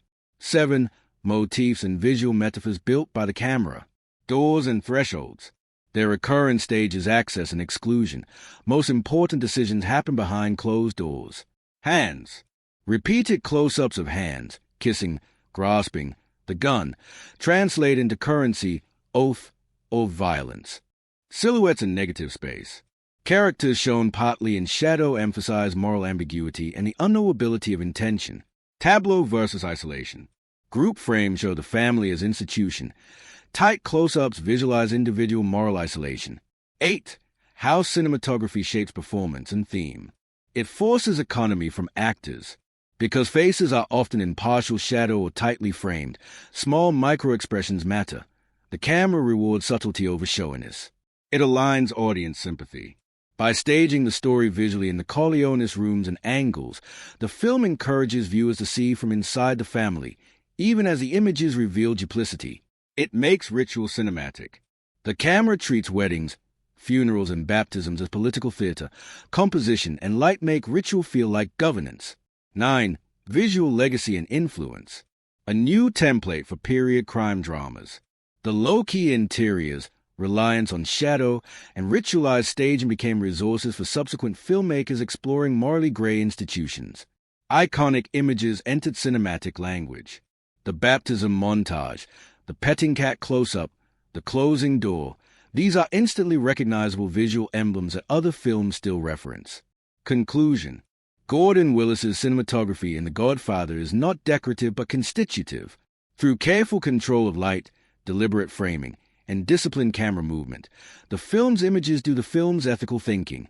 Secrecy is a space, power is a posture, and ritual is both mask and mechanism. The cinematography makes the story feel inevitable and the characters feel mythic, intimate enough to touch, shadowed enough to hide. If desired, a shot-by-shot storyboard of one scene, the restaurant assassination or the baptism montage, can be produced next. Frame sequence, approximate camera setup, lighting note and narrative purpose for each shot. Which scene should be broken down frame by frame. Overarching flow of the film. Measured rhythm. The film embraces a patient pace, with many scenes allowed to breathe through long takes and sparse cutting. This slowness establishes gravity and dignity, befitting the Corleone family's old-world traditions. Seamless transitions, dissolves, fades, and carefully chosen crosscuts help the story move between family rituals, business negotiations, and violent episodes without abrupt tonal disruption. Balance of scope. Weddings, celebrations, family councils, and political meetings often unfold in extended sequences, yet the editing ensures that quieter, reflective scenes alternate with bursts of violence or tension, preventing stagnation. Operatic design. Much of the editing mimics the structure of a symphony, slow introductions, escalating crescendos, climactic explosions of violence, and somber codas. 2. How editing serves narrative and emotion. Immersion through patience. Long dialogue-driven scenes, e.g., Bonacera's plea, Don's study meetings, Michael in the restaurant, are cut minimally, giving the audience time to absorb gestures, silences, and power dynamics. Shock through disruption. Precisely because much of the film is slow and measured, sudden bursts of rapid cutting, e.g., Sonny's ambush, the baptism montage, feel doubly impactful. The contrast heightens shock and violence. Parallel action as theme. The baptism massacre sequence is perhaps the most famous use of cross-cutting in cinema history. By juxtaposing holy ritual with brutal killings, the editing comments on duality, family loyalty versus moral corruption, tension through silence. In key moments, editing emphasizes stillness and silence rather than noise. The lack of cuts in Michael's restaurant assassination prolongs a moment of suspense until the inevitable eruption. 3. Scene-specific analysis. Opening wedding sequence. Editorial choice. Long, unhurried intercuts between Don Vito's dark study and the bright, sprawling wedding outside. Effect. The editing sets the dual worlds of the Corleone family, business in the shadows, celebration in the light. By cross-cutting, the editor sustained narrative momentum despite the extended running time of the opening. Hospital sequence. Editorial choice. Pacing slows down, with wider shots of empty corridors and longer pauses. Effect. The editing induces unease and fear by stretching time, making Michael's vulnerability palpable. The stillness mirrors the absence of protection and safety. Restaurant assassination. Editorial choice. Minimal cuts during Michael's waiting period, keeping the camera on his tense face, then sharp cuts at the moment of violence. Effect. The restraint builds unbearable suspense, and when the eruption comes, the violence is shocking and cathartic. Editing mimics Michael's psychological shift, from hesitancy to decisive brutality. Sicily interlude. Editorial choice, longer takes, scenic transitions, and slower rhythms. Effect. The pacing relaxes, mirroring Michael's temporary escape and romantic detour. The softer flow contrasts sharply with the violence awaiting him back in America. Sonny's death at the toll booth. Editorial choice, a sudden acceleration, fast cutting, repeated gunfire shots, intercutting of multiple angles. Effect. The sequence feels chaotic, brutal, and shocking, precisely because it violates the slower rhythm of the rest of the film. Editing becomes violence embodied. Baptism montage. Editorial choice, rapid cross-cutting between the baptism ceremony and the simultaneous assassinations. The pace accelerates as the motors crescendo, then cuts back to calm ritual. Effect. The editing transforms the film into pure cinematic irony, contrasting piety with bloodshed. The rhythm embodies Michael's duality, the outwardly devout family man and the ruthless crime lord. Final scene, door closing on Kay. Editorial choice, measured cuts leading to the iconic final shot. The timing is deliberate, letting the audience linger on Kay's realization before the door closes. Effect. The pacing here is tragic and fatalistic. The edit is not rushed. It gives Kay's face and the audience time to register the cost of Michael's rise. 4. Rhythm and emotional impact. Slow rhythm equals inevitability. By drawing scenes out, the film feels less like action-driven crime and more like mythic inevitability, contrast-driven engagement. The alternation of languid scenes with sharp bursts of violence prevents monotony. Viewers are lulled into calmness before being jolted into shock. Emotional gravity. The pace lets performances breathe. Silences and pauses acquire weight. The audience doesn't just watch decisions being made. They feel the hesitation, the tension, the dread. Narrative clarity. Despite its sprawling scope, the editing ensures clarity. Each scene transitions logically, balancing multiple characters and subplot without confusion. 5. Moments of potential drag. From a modern audience's perspective, some may find the wedding sequence overly extended. It lingers for nearly 30 minutes, which some viewers may read as indulgent.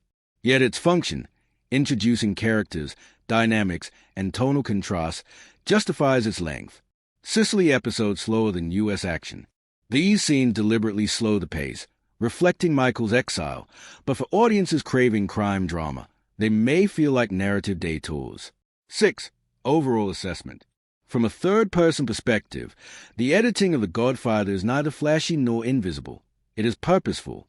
The rhythm is symphonic. Slow passages create atmosphere, silence fosters unease, and sudden accelerations deliver unforgettable shocks. The editorial flow ensures that the film's nearly 3-hour runtime never feels meandering. Instead, it feels monumental. Its pacing transforms a narrative from a gangster film into a timeless epic about family, power, and corruption. Sparkles, would you like me to next break down the editing style of the baptism montage shot by shot to show exactly how rhythm is built? Or should I move on to sound design and music editing in the film's pacing? The Godfather, 1972, editing and pacing in extreme detail. 1. Editing philosophy and style. Francis Ford Coppola and his editors, William Reynolds and Peter Zinner, approached The Godfather with a philosophy of restraint and precision. Long takes dominate. Instead of cutting often, they let actors' performances dictate rhythm. Silence, pauses, and body language are given weight. Invisible editing. Cuts are rarely meant to be noticed. Unlike French New Wave or experimental films, the edit hides itself, creating emotion. Contrast editing. When cuts do accelerate, Sonny's death, baptism montage, the sudden speed feels like a rupture, shocking precisely because the rest of the film is so measured. Time as power. Scenes linger to reflect the Corleone's authority. Their world moves at their pace, not the audience's. 2. Scene-by-scene editing breakdown. Opening scene, Bonacera's plea. Technique begins with an extreme close-up, slow zoom-out. Long pauses between Bonacera's sentences. Editorial rhythm. Barely any cuts. Audience is trapped with him in the Don study. Impact establishes seriousness, ritualistic tone, and the theme of justice versus power. The wedding sequence. Technique. Cross-cutting between Don Vito's dark office, business, and the bright wedding outside family celebration. Pacing. Slow and expansive.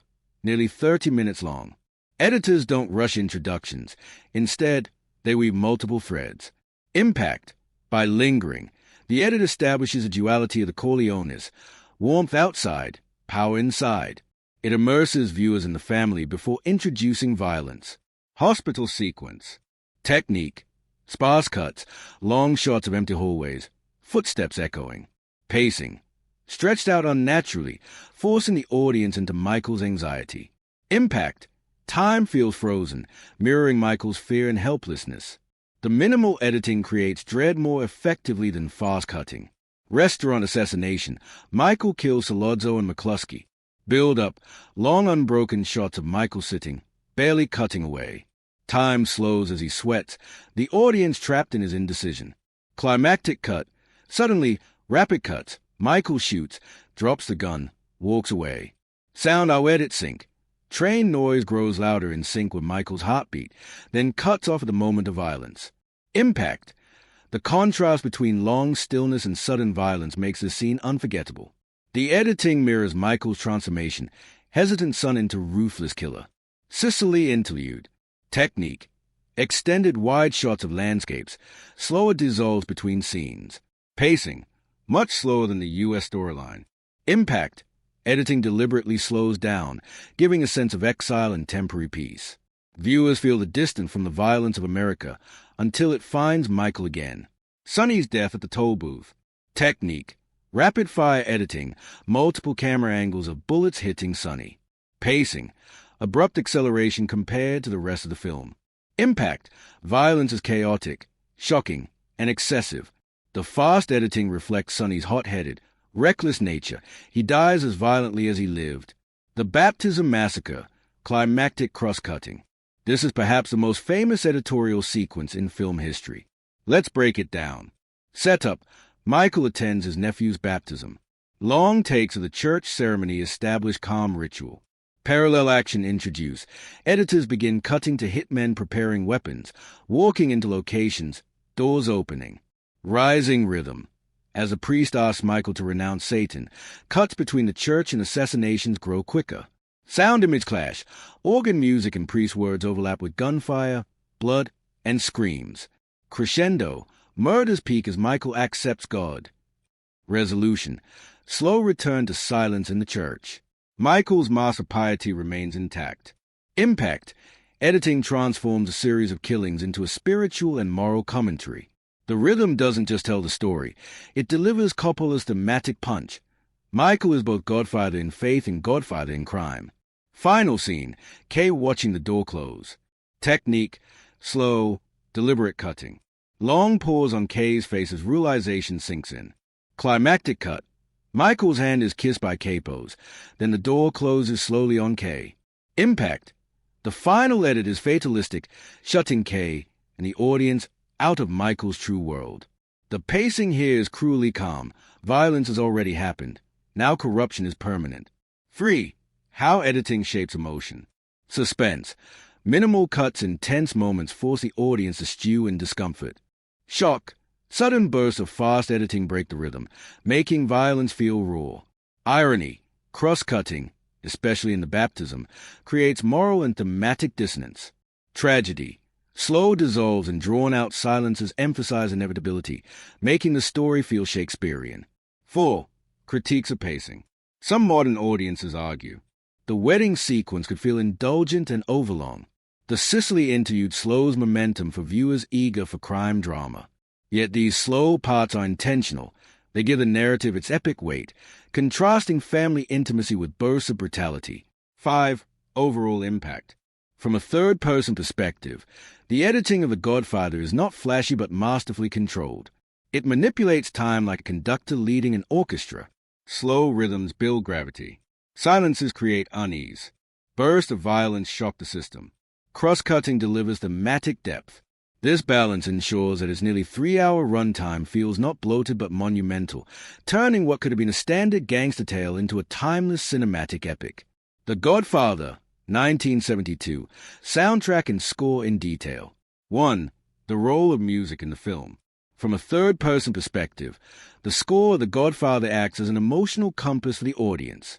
Rather than overpowering the narrative, it weaves itself into the very fabric of the story, guiding the viewer through love, betrayal, grief, and transformation. Music here is not merely background, it is character, mood, and memory. 2. Main themes and motifs. The Godfather Waltz, main theme. Sound and structure. A slow, mournful trumpet opens the film, playing the instantly recognizable theme. Its minor key melody conveys both tragedy and grandeur. Strings eventually layer in, giving it a sense of old-world melancholy. Narrative function. The theme is less about crime and more about family and fate. It reflects a Corleone legacy as both regal and cursed. From the first note, viewers know they are entering a saga of operatic weight. Love theme speaks softly. Love. Sound and structure. A sweeping, romantic melody carried by strings and sometimes guitar, later adapted into a pop ballad outside the film. Narrative function. It represents intimacy and vulnerability, often tied to Michael and Apollonia, and later to Michael and Kay. But even in romance, the theme carries a haunting sadness, reminding viewers that love in this world is always fragile and imperiled by violence. Sicilian folk elements. Sound and structure. Mandolins, accordions, and guitars play traditional Italian melodies during the wedding and Sicilian interludes. Narrative function. These pieces root the story in Italian heritage, contrasting old-world traditions with new-world corruption. They give authenticity to the setting while also emphasizing family, ritual, and cultural pride. Dark underscoring and minimalist cues. Sound and structure. Sparse, ominous strings, low piano notes, or long silences dominate tense scenes. Narrative function. Often, Coppola chooses silence over music in moments of violence, the hospital scene, for example, which makes every sound, the echo of footsteps, the click of a gun, feel amplified. The absence of score becomes as powerful as its presence. 3. Standout musical moments. Opening credits. Technique. Just the trumpet solo of the main theme against the black screen. Impact. Sets a mournful, epic tone before a single character appears. The film already feels like a tragedy written in blood and fate. The wedding. Technique. Upbeat Italian folk songs and dance tunes are played diegetically. We see musicians performing. Impact. The joyous music outside contrasts with the hushed darkness of Don Vito's office inside. This use of diegetic versus non-diegetic music underscores the dual nature of the Corleones. Family celebration versus mafia power. Hospital scene. Technique. Silence dominates, broken only by faint sounds of footsteps, whispers, and doors creaking. Impact. By withholding music, the sequence heightens tension. The audience feels Michael's paranoia in real time, as though music itself has abandoned him. Restaurant assassination, Solozzo and McCluskey. Technique. Almost no score, but the sound design includes the rising screech of a train. Impact. This auditory substitution functions like music, building suspense, intensifying rhythm, then cutting abruptly when Michael fires. Silence afterward creates brutal realism. Sicily sequences. Technique. Lyrical Sicilian folk arrangements underscore Michael's exile and courtship of Apollonia. Impact. The score softens here, evoking nostalgia and serenity. Yet even in romance, the melodies feel bittersweet, foreshadowing inevitable tragedy. The Baptism Massacre. Technique. Organ music from the church ceremony blends seamlessly with the violent murders. Impact. The juxtaposition of sacred sound with brutal imagery creates one of cinema's most powerful uses of musical irony. The organ swells as lives are ended, making Michael's corruption both holy and profane. Final scene. Kay watching the door close. Technique. Minimal music, almost silence. The weight of Michael's final transformation is delivered through performance, ambient sound, and the symbolic slam of the office door. Impact. The restraint here ensures the moment lands with devastating realism, unclouded by sentimentality. 4. Use of silence as music. One of the most underrated aspects of the film's soundscape is Coppola's strategic use of silence. Before assassinations, silence prolongs dread. During dialogue-heavy scenes, silence lets words dominate, making conversation feel more intimate and dangerous. After violence, silence creates shock, forcing the audience to sit with the aftermath rather than being carried away by musical release. This use of negative space makes the score's return more impactful, almost like an emotional wound reopening. 5. Blending with narrative and emotional impact. From a third-person perspective, Rota's score achieves something rare. It never feels manipulative or melodramatic, despite its sweeping orchestration. Instead, it elevates the epic tone. The waltz-like main theme gives a Corleone's mythic stature, enhances tragedy. Even love songs are tinged with sadness, reminding us of loss. Amplifies contrasts. Folk songs at weddings, church organs at murders, silence in hospitals, music constantly plays against expectations. 6. Criticism and legacy. Some critics of the time noted the score's melancholic romanticism almost glamorized the Mafia. But this was intentional. Coppola wanted the film to feel operatic, not documentary-like. Today, the score is considered iconic, ranked among the greatest in cinema history. Even a few notes of the trumpet theme instantly conjure the film's world of loyalty, betrayal, and power. 7. Final assessment. In conclusion, the soundtrack and score of The Godfather are inseparable from its cinematic identity. The recurring motifs, the strategic silences, the diegetic folk music, and the thematic irony in sequences like the baptism montage demonstrate how carefully Coppola and Rota used sound to mirror the Corleone's dual existence, family warmth and ruthless violence. It doesn't overwhelm the narrative. It shadows it like fate, always present, sometimes silent, but never absent in spirit.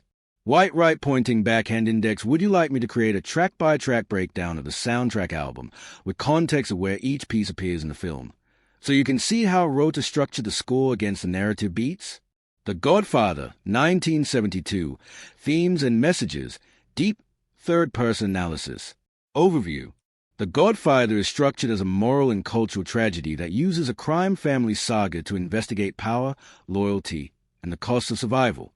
Rather than delivering explicit morals, the film dramatizes systems of value, family, honor, law, so viewers infer lessons from characters' choices and consequences. Its themes are embedded in action, ritual, and image. They arrive organically through plot and mise-en-scene rather than through didactic speech. Core themes, with how the film dramatizes each. 1. Family versus business. The paradox at the center. How it appears, the Corleone is called a criminal enterprise family, and family rituals, weddings, baptisms, funerals, dinners, double as business stages. The wedding prologue, the baptism montage, and the way favors are dispensed show family structures functioning as political institutions. Narrative effect. The film interrogates a claim that family can remain morally pure while engaged in systemic violence. Every family decision has political consequences. Key moment. The closing door, case shut out, is a visual proof that business has swallowed family intimacy. 2. Power, authority, and the nature of rule. How it appears, power is shown as ritualized, quiet, and procedural more than theatrical. Don Vito's soft voice, hand-kissing, bargain-making, and Michael's cold consolidation. Violence is a tool of governance, not mere spectacle. Narrative effect. The film reframes a gangster as statesman. Order and loyalty are enforced through extra-legal means, making the Corleone family a parallel polity. Key moment. The baptism montage. Sacral language use to legitimize a simultaneous purge, shows power's ability to sanctify its own violence. 3. The corruption and corrosion of the American dream. How it appears. Bonacera's I Believe in America opens the film. The story then shows immigrant ambition realized through extra-legal channels. Success comes, but at moral cost. Narrative effect. The Godfather suggests that mainstream access to power often requires bending or breaking institutions. The film reads as both a critique and an explanation of assimilatory violence. Key moment. Michael's transformation from decorated war hero to Mafia Don turns a classical American success story into tragic inversion. 4. Fate, choice, and moral inevitable. How it appears. Characters make choices, but the film structures those choices as narrowing paths. Each decision closes alternatives. Hospital night, restaurant hit, exile, consolidation. Ritual and tradition create momentum that resembles destiny. Narrative effect. Michael's arc reads as a tragic destiny enacted through moral compromises. The film balances agency with structural inevitability. Key moment. The restaurant killing is both a choice and a sealing of fate. After it, a return to normal is impossible. 5. Loyalty, betrayal, and code of honor.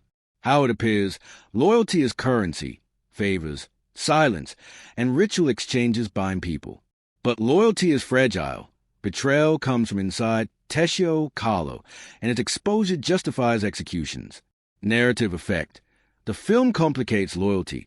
It is noble in protecting a clan, but brutal in its enforcement. Moral judgment becomes ambiguous because loyalty often protects both victims and victimizers. Key moment. Vito's dictum, recognizing the traitor by who arranges a meeting, makes paranoia into necessary governance. 6. Ritual, religion, and hypocrisy. How it appears. Sacred rituals are staged alongside secular crimes. Religion provides cover and moral theater. Visual irony shows how sacred language can be performed while utterly betrayed. Narrative effect. The Godfather exposes the hypocrisy of public piety when private deeds contradict professed values. Key moment. The priest's voice of the baptism as hitmen carry out assassinations. Religion amplifies the irony. 7. Masculinity, patriarchy, and gender roles. How it appears. Power is structured through male relationships. Fathers, sons, brothers, conciliaries. Women are present as emotional anchors or domestic casualties. Connie, Kay, Apollonia, and rarely as agents of political power. Narrative effect. The film critiques and normalizes patriarchal power. Protection of women justifies violence, while women's marginalization underscores the cost of male governance. Key moment. Kay's exclusion of the film's end highlights female alienation from the machinery of power. 8. The ethics of violence, pragmatism versus morality. How it appears. Violence is presented pragmatically, a means of maintaining order and deterrence. The film avoids glorification by focusing on aftermath, the quiet, the cost, the human toll. Narrative effect. Violence becomes an administrative tool.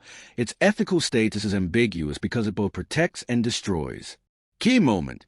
Sonny's death, excessive and chaotic, contrasts with Michael's surgical strikes, showing different logics of violence and their consequences. Recurring motifs and symbolic imagery, how objects or actions carry thematic weight. Doors and thresholds. Repeated framing through doorways symbolizes access and exclusion. The final door closing is a decisive moral image. Hands are hand-kissing, ritual submission and exchange of power condensed into a gesture of fealty. Light and shadow. Gordon Willis's chiaroscuro visually encodes moral ambiguity. Characters inhabit partial darkness when making compromises. Music versus silence. Rota's elegiac themes evoke nostalgia and fate. Silence punctuates moral crisis, hospital, kills. Ritual events, weddings, baptism, social ceremonies are reproposed as political choreography. Apollonia and Sicily represent the illusion of escape and the persistence of inherited fate. Pastoral beauty cannot shelter Michael. Does the film effectively communicate these themes? Yes, because the film dramatizes themes through concrete choices and consequences rather than through line reading or preaching. Actions, not speeches, reveal value systems. Cinematic techniques, lighting, cross-cut montage, framing, reinforce thematic claims, showing rather than telling. Character arcs, especially Michael's, provide an accessible moral spine. Viewers witness a stepwise moral corrosion that yields clear thematic resonance. Limits criticisms. Some may read the film as romanticizing organized crime because it presents power with dignity and ritual. However, Coppola balances it by showing costs, loss of intimacy, moral isolation. Gender perspectives are underdeveloped. Women function mainly as moral witnesses or victims, so the film's critique of patriarchy is implicit rather than interrogative. Thought-provoking implications that linger. Legitimacy versus legitimacy. The film forces viewers to ask what makes rule legitimate, formal institutions or effective governance. It unsettles faith in formal institutions by showing them compromised, McCluskey, while suggesting that extra-legal structures can be coherent and efficient. Ethics of assimilation. The immigrant experience is refracted through power. Assimilation may require moral hybridity. The Godfather thus becomes a meditation on how marginalized communities gain agency and what they must surrender to hold it. The cost of protection. Protecting the family repeatedly justifies extreme measures. The film invites reflection on the human cost of that protection, grief, hypocrisy, and isolation. History as inevitability. The film's mood implies that systems reproduce themselves. A family that survives by violence begets successors who will repeat the pattern until the interior life is hollowed out. Lasting impression. What the film leaves a viewer with. Moral complexity. The Godfather refuses easy heroes or villains. It insists viewers of uneasily with empathy for morally compromised characters. Tragedy disguises genre. By treating a gangster narrative as a family tragedy, the film elevates the story into questions about identity, succession, and the cost of power. Visual and ritual memory. Images. Wedding. Cat in Don's lap. The baptism montage. The closing door linger as moral icons that condense the movie's lessons. Conclusion. From a third-person vantage, The Godfather uses story, performance, ritual, and image to stage an ethical inquiry about power, family, and the American condition. Its themes are woven into the plot's mechanics, reinforced by visual and sonic design, and delivered through human choices that feel unavoidable. The film's messages are rarely shouted. They arrive as the inevitable moral arithmetic of the narrative, elegant, tragic, and persistently unsettling. The Godfather, 1972, visual effects and CGI, detailed overview. Short answer up front. Almost everything you see as an effect in the original 1972 release is practical stunt work, squibs, prosthetics, pyrotechnics, vehicle work, and careful staging, not digital CGI. Those in-camera effects were designed to be tactile and brutal, and they generally blend seamlessly because Coppola, Gordon Willis, DP, the effects crew and the editors baked them into the film's blocking, lighting, cutting, and sound design. Decades later, the film has been digitally restored, scanned, cleaned, graded, for 4K releases, but those restorations only use modern digital tools to repair and enhance existing material. They do not replace the original practical VFX with CGI. Wikipedia. No film school. What the original production actually used, practical effects. Squibs.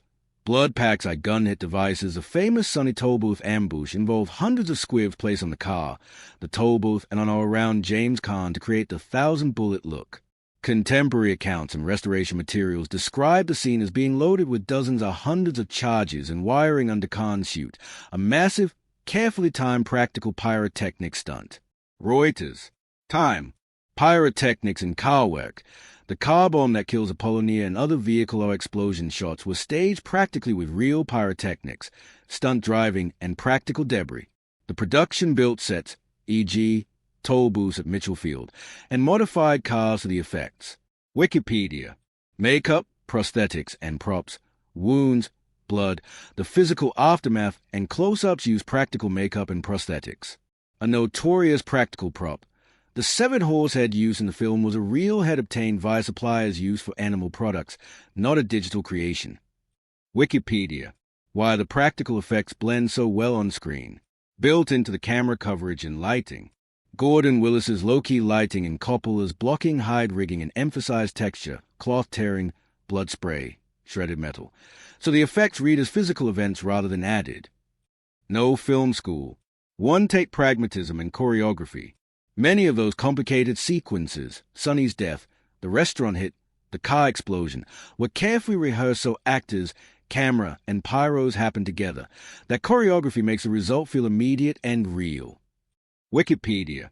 Editing and sound sell the effect. The editors and sound designers cut the practical detonations to rhythm and laid gunfire impacts, so the audience experiences the force of the effects rather than seeing the technical seams. The combined craft, lighting plus acting plus cut plus sound, is why the practical effects stay immersive rather than distracting. Reuters. Practical versus modern, digital, how they compare in execution.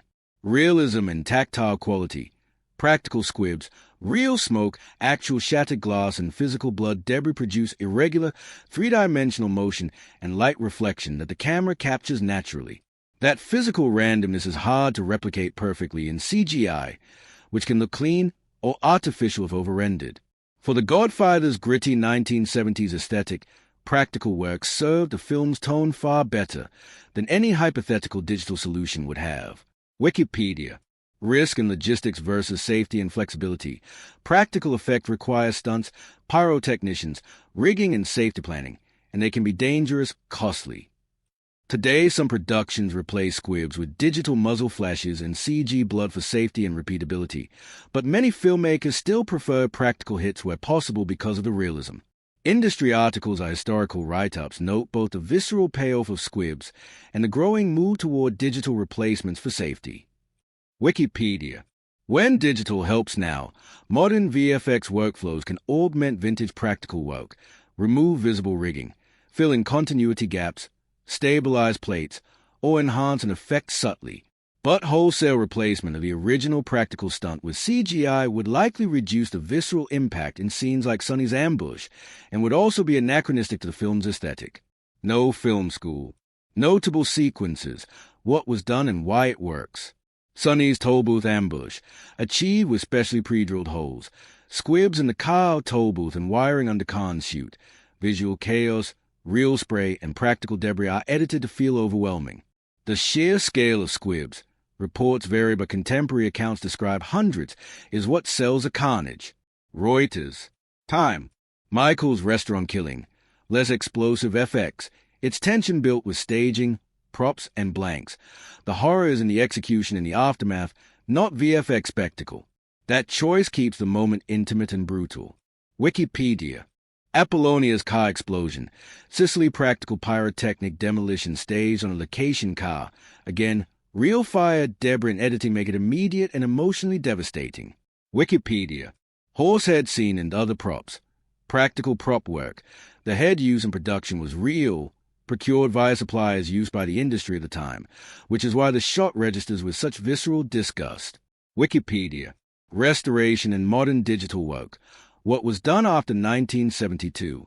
Digital restorations, 4K scans, cleanup, color grading. Paramount's recent restorations. The Coppola supervised 4K project released on UHD Blu-ray used high-resolution scans of the original negatives, dust out scratch removal, stabilization, and new color timing our HDR grading to produce 4K masters. Those steps are digital repairs or enhancements, not new CGI replaces for effects. The goal has been to preserve and clarify the original images while respecting the director or DP's intent. But some viewers note the new grades can look different from earlier releases. No film school. Blue-ray.com. What digital can and shouldn't do. Useful jobs. Stabilize frames, remove date, correct damaged frames, align and reconform negatives, risky jobs, over-sharpening, lifting shadows too much or cleaning grain in a way that robs Willis's chiaroscuro. Restoration teams try to avoid changing the film's original effect anatomy while making the movie easier to watch on modern displays. No film school. Hollywood elsewhere. Caveats, safety and historical notes. Numbers vary in print. Different sources report varying counts of squibs used in Sonny's scene. Estimates in reportage range from the low hundreds to higher counts. Exact tallies differ by account and by what each storyteller counts. Squibs on actor plus car plus set. Rather than a single precise figure, the important point is the scene's extraordinary scale for its time. Reuters. Time. Health and safety evolution. Squibs are pyrotechnic and historically used lead-containing compounds. The industry has since become more conscious of safety and moved towards safer materials and or digital alternatives where appropriate. Wikipedia. Bottom line, evaluation. Do the visuals blend naturally? Yes, the effects were planned as in-camera, tactile moments, and are integrated with lighting, performance, camera, and editing, so they feel like part of the world rather than pasted on spectacle. Reuters. No film school. Enhance immersion or distract. They enhance immersion, the practical nature, real blood spray, real fire, physical debris, and the film's restrained style make the violence feel consequential and owned. Practical vs. digital today. Practical effects deliver a visceral authenticity that still reads well. Modern digital tools are best used to restore or clean the material, not to replace it wholesale, and the restoration teams have mostly followed that approach, with some debate among viewers about color contrast choices. No film school. Blue-ray.com. If you want, I can break down the Sonny Corleone sequence shot by shot and show exactly where the practical FX, camera cuts, and sound hits make the illusion work. With screenshots, I can source restoration frames.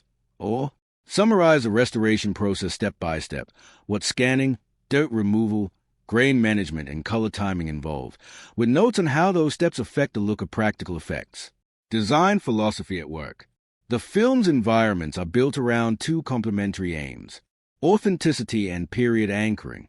Everything, furniture, wallpaper, telephones, cars, utensils, places a viewer in late 1940s and 1950s America and in traditional Sicilian life.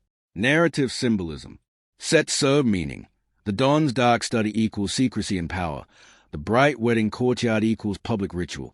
The sterile hospital equals institutional failure. Sicily equals pastoral myth and fatalism. The production keeps things tactile and used. Nothing looks pristine for the sake of prettiness. Surfaces show age, smoke, grease, and human handling, which sells a world as lived in rather than stagey. 2. Key sets and how they function. Don Vito studied Corleone interior spaces. Visuals and dressing. Heavy wood, leather chairs, Persian rugs, green-shaded desk lamps, framed family photos, bottles, and crystal decanters, low-hanging lamps that produce pools of light. The study is dim, intimate, and richly textured. Narrative role. This is command central. Favors are dispensed here, loyalties tested, and the family's moral economy is enacted. The clutter and weight of objects, ledgers, cigars, the pet cat, reinforce the Don's authority and the tradition that underpins it. Symbolism. Doors and thresholds here literally separate the family's inner politics from the outside world. The heavy furnishings and low light visualize an old-world ethos. The wedding, exterior courtyard reception. Visuals and dressing. Sunlit, festive, tables with abundant food, musicians, traditional costumes, and folk instruments. The set scream community and ritual. Narrative role. Its exposition disguises a celebration. Characters are introduced, obligations are demonstrated, and the world's social currency favors patronage is staged. Contrast. The wedding's bright palette contrasts with the study's shadows, using mise-en scene to show the jewel life of the family. Michael's Sicilian house and rural settings. Visuals and dressing. Sun-washed stone, olive groves, simple rustic interiors, church exteriors, local costumes, and market stalls. Lighter, organic palette. Narrative role. Offers the illusion of escape and authenticity of old country roots. Cinematically, it provides breathing space and a brief counterpoint to the Corleone's urban violence. Irony. The pastoral beauty makes Apollonia's death more devastating. The same world that feels pure is not immune to political violence. Wolf's Mansion are Hollywood set pieces. Visuals and dressing. Lavish, opulent Hollywood opulence. Massive rooms, grand beds, portraiture, trophy heads. The horsehead scene capitalizes on this. Narrative role. Shows the Corleone's reach into legitimate industries and the collision between gangster power and old Hollywood money. It's also the place where the film displays its black comedy and shock tactics. The restaurant are intimate public spaces. Visuals and dressing. Dimly lit table, small service areas, a cramped bathroom, practical, everyday. Props, ashtrays, tableware, a discreet gun are integrated. Narrative role. The restaurant is a crucible of Michael's irreversible act. Its domestic ordinariness makes the murder feel intimate and real. The smallness of the space isolates Michael and intensifies tension. Hospital, police stations, and institutional interiors. Visuals and dressing, long empty corridors, austere lighting, functional furniture, intentionally underdressed to create vulnerability. Narrative role. These locations show the failure or corruption of civic institutions. The bland, hollow design, no warmth, no ritual, contrasts with the Corleone interiors where order is manufactured. Toll booth, public ambush locations. Visuals and dressing. Functional, neutral. Toll booths, roads, cars, designed to expose rather than protect. Narrative role. Sonny's assassination in an open, everyday place underlines the fragility of power and the vulnerability that comes from impulsive leadership. Las Vegas are Mo Green's offices and casino styling. Visuals and dressing, neon, mirrored surfaces, smoky interiors, mid-century glamour mixed with seediness, and American modernity different from a Corleone home aesthetic. Narrative role. Represents the new commercialized, transactional world. The cool, brash style of Vegas visually contrasts with the old-world domesticity of the Corleone house. The church, baptism setting. Visuals and dressing.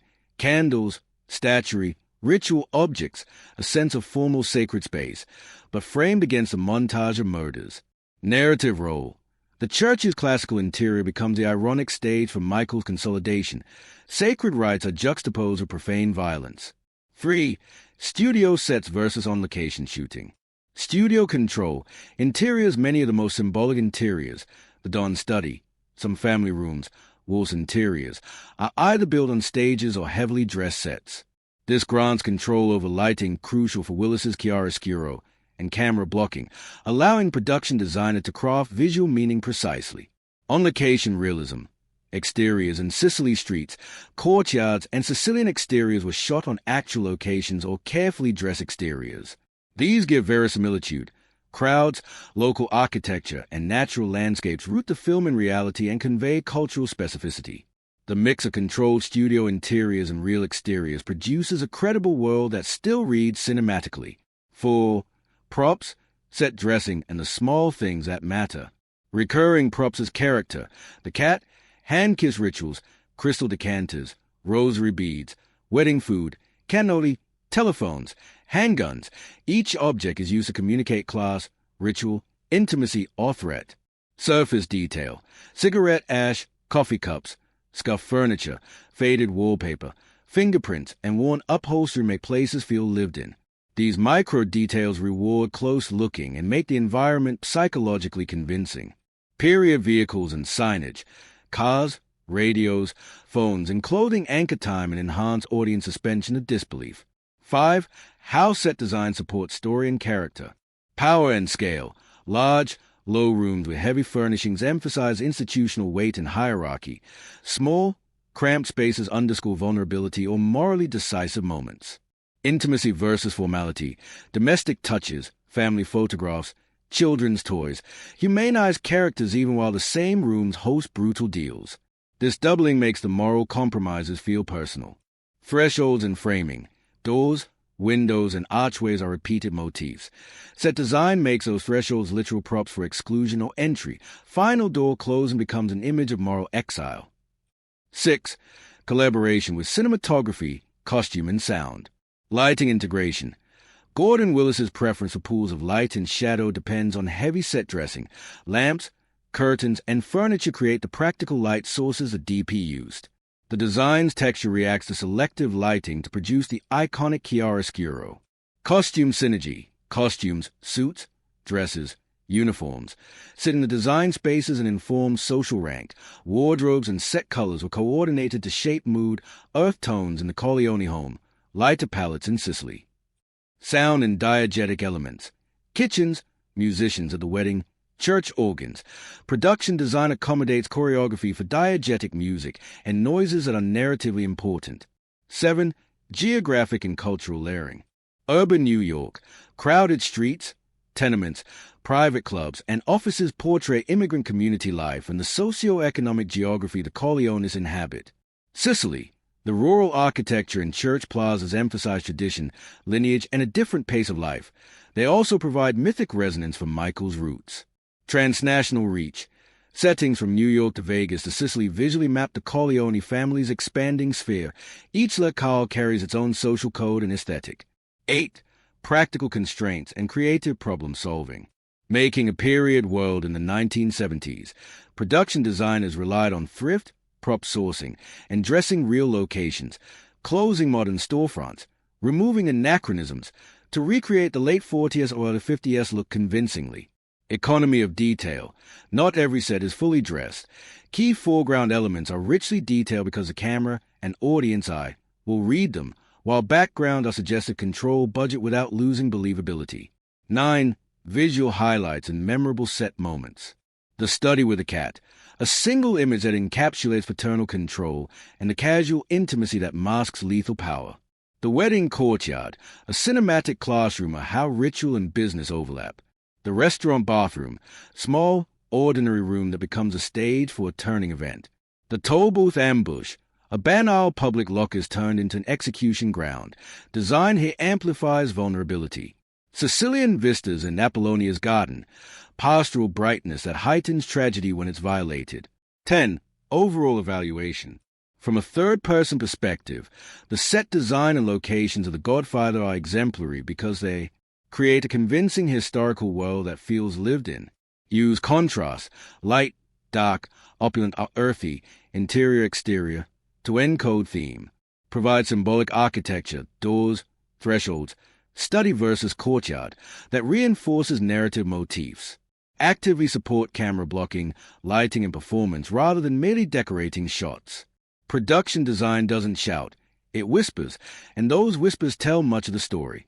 If you'd like, I can now produce a scene-by-scene set design breakdown for one sequence, e.g., the opening wedding plus study scenes, detailing exact props, camera coverage needs, and how each element signals theme. Or create a visual mood board description, palette, textures, sample props that could be used to recreate the Corleone world for a short film or photo shoot. Which would you prefer? The dialogue and script of The Godfather, 1972, are often regarded as some of the finest in cinematic history, a testament to Mario Puzo's original novel and Francis Ford Coppola's masterful adaptation. From a third-person perspective, one can see how the writing balances naturalistic speech with poetic gravitas, creating a rhythm that feels authentic to the character's world while elevating their interactions to near-mythic proportions. The dialogue is not just functional, it is layered with meaning, subtext, and cultural nuance that reflects themes of family, power, loyalty, and corruption. One of the greatest strengths of the script is its ability to balance understatement with intensity. Characters rarely speak directly about their feelings. Instead, their words often carry double meanings, veiled threats, or unspoken agreements. This indirectness mirrors a culture of organized crime, where diplomacy and subtlety are as lethal as violence. For example, when Vito Corleone says, "I'm gonna make him an offer he can't refuse," the line is deceptively polite but carries chilling weight, encapsulating the essence of the Corleone family's power, seduction, and coercion in one stroke. Such lines are not only memorable but also deeply tied to character identity and thematic resonance. The dialogue is carefully tailored to each character, helping shape their arcs and personalities. Vito Corleone speaks with calm authority, his words deliberate and measured, reflecting his old-world wisdom and preference for negotiation over brute force. Michael Corleone's dialogue evolves throughout the film, shifting from hesitant, almost detached speech at the beginning to commanding and strategic articulation by the end, signifying his transformation from outsider to ruthless leader. Sonny Corleone, in contrast, is fiery and impulsive, his language often filled with aggression, perfectly mirroring his volatile personality. The script also masterfully integrates moments of silence or understatement. Sometimes what is not said is more important than the spoken words. In pivotal scenes, such as Michael sitting in the restaurant before killing Solozzo and McCluskey, the dialogue pauses, allowing tension to build through silence, body language, and the weight of unspoken decisions. This careful balance between speech and silence demonstrates how the script relies not only on words but on their absence to convey meaning. In terms of emotional weight, the writing excels at juxtaposing family intimacy with the brutality of the criminal world. Conversations at family dinners or wedding celebrations feel warm, humorous, and authentic, grounding the characters in relatable humanity. Yet, The same characters switch effortlessly into cold, calculated discussions of business and betrayal. This duality underscores a film's central theme, the blurring of family and business. The screenplay is also full of lines that have become embedded in pop culture and cinematic history. Beyond the iconic "offer you can't refuse," lines such as "leave the gun," "take the cannoli," or "it's not personal, Sonny, it's strictly business," are memorable not just for their wit but for the philosophical weight they carry about the nature of crime, loyalty, and morality. Each iconic line resonates beyond the scene, offering insight into the psychology of the characters and the ethos of the Mafia world. From a narrative perspective, the script is also structurally strong. The dialogue flows seamlessly between exposition, character building, and plot advancement, without ever feeling forced. Exposition is woven naturally into conversations, such as discussions about family alliances or business dealings, ensuring that the audience learns about the complex world of the Corleones without being pulled out of the story. In conclusion, the dialogue and script of The Godfather are not only engaging and natural, but also laid, impactful, and thematically rich. They define characters, shape relationships, and heighten emotional intensity, while also embedding unforgettable lines into cultural memory. The script demonstrates how dialogue, when crafted with care and precision, can transcend functionality and become poetry, both advancing the story and deepening its emotional and philosophical resonance. Would you like me to pick out and analyze 5 to 7 of the most iconic lines from the film, breaking down how each line connects to the themes and characters when examining The Godfather, 1972, through the lens of genre execution? It becomes evident that Francis Ford Coppola's film did more than simply follow the conventions of the gangster genre. It redefined them. Prior to its release, the crime and mafia genre was often characterized by pulpy violence, straightforward morality, and formulaic depictions of gangsters as either purely villainous or superficially glamorous. The Godfather, however, elevated the genre into something richer and more nuanced, blending crime, drama, and family saga into an epic exploration of loyalty, power, and corruption. From a third-person perspective, one sees how the film both respects and subverts genre conventions, resulting in a masterpiece that became the new benchmark for mafia storytelling. At its core, the film follows many of the traditional elements of the gangster genre: organized crime families, power struggles, betrayals, assassinations, and the internal conflict between loyalty and ambition.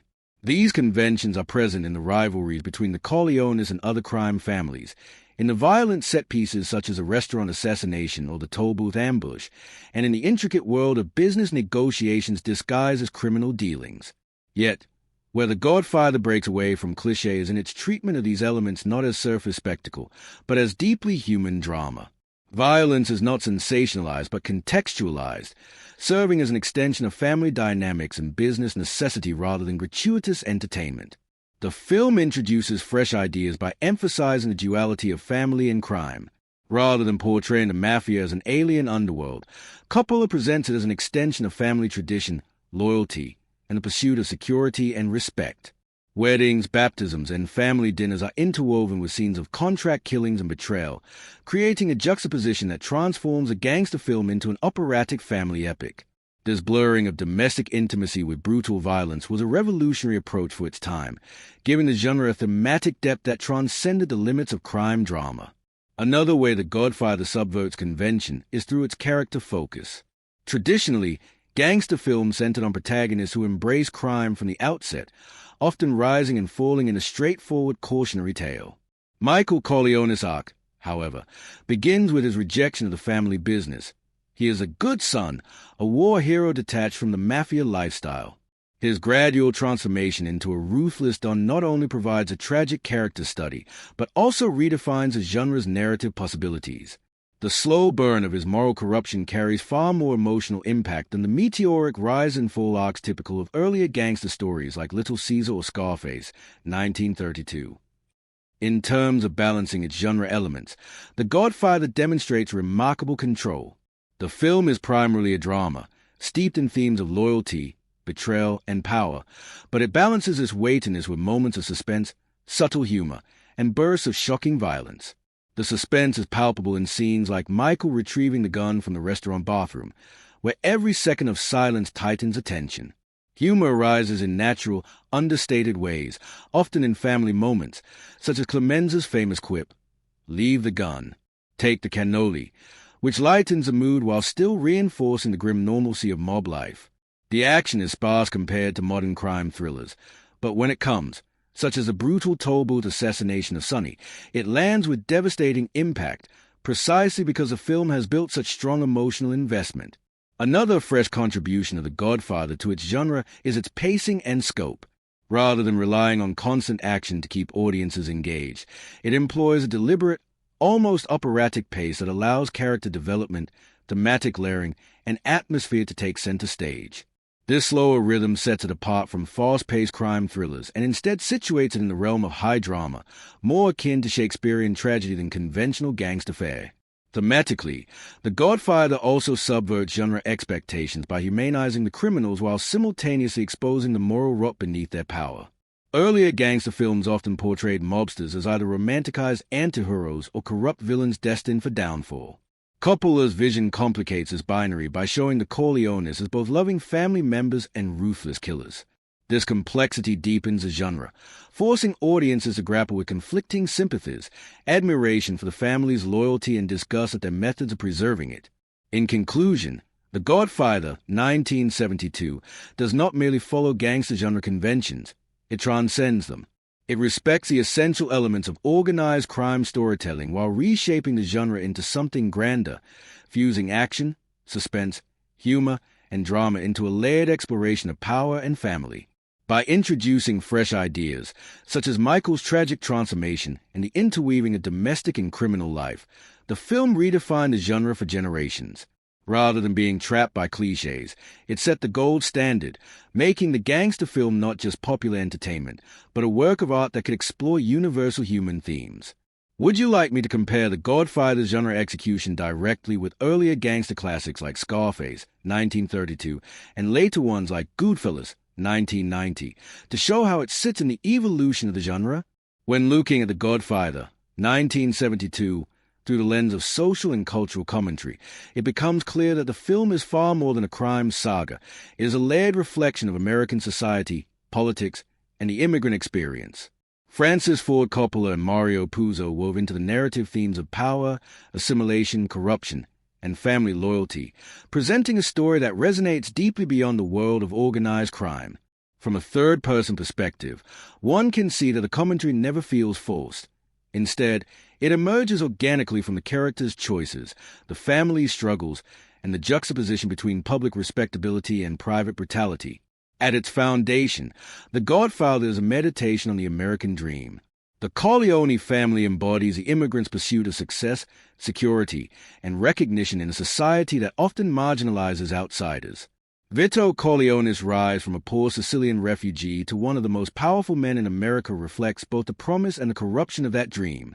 On the surface, he achieves the classic vision of success, wealth, influence, and a strong family legacy. Yet the means by which he achieves it, crime, violence, and manipulation, expose the darker underbelly of the American system. The film suggests that the pursuit of success in America is inseparable from moral compromise, raising the unsettling question of whether legitimate business and organized crime are simply two sides of the same coin. The film also makes pointed observations about the blurred lines between politics, business, and crime. From the opening scene, where Vito is petitioned for justice because the American legal system has failed, the audience sees how the Corleones operate as a shadow government, dispensing favors and enforcing justice outside traditional structures.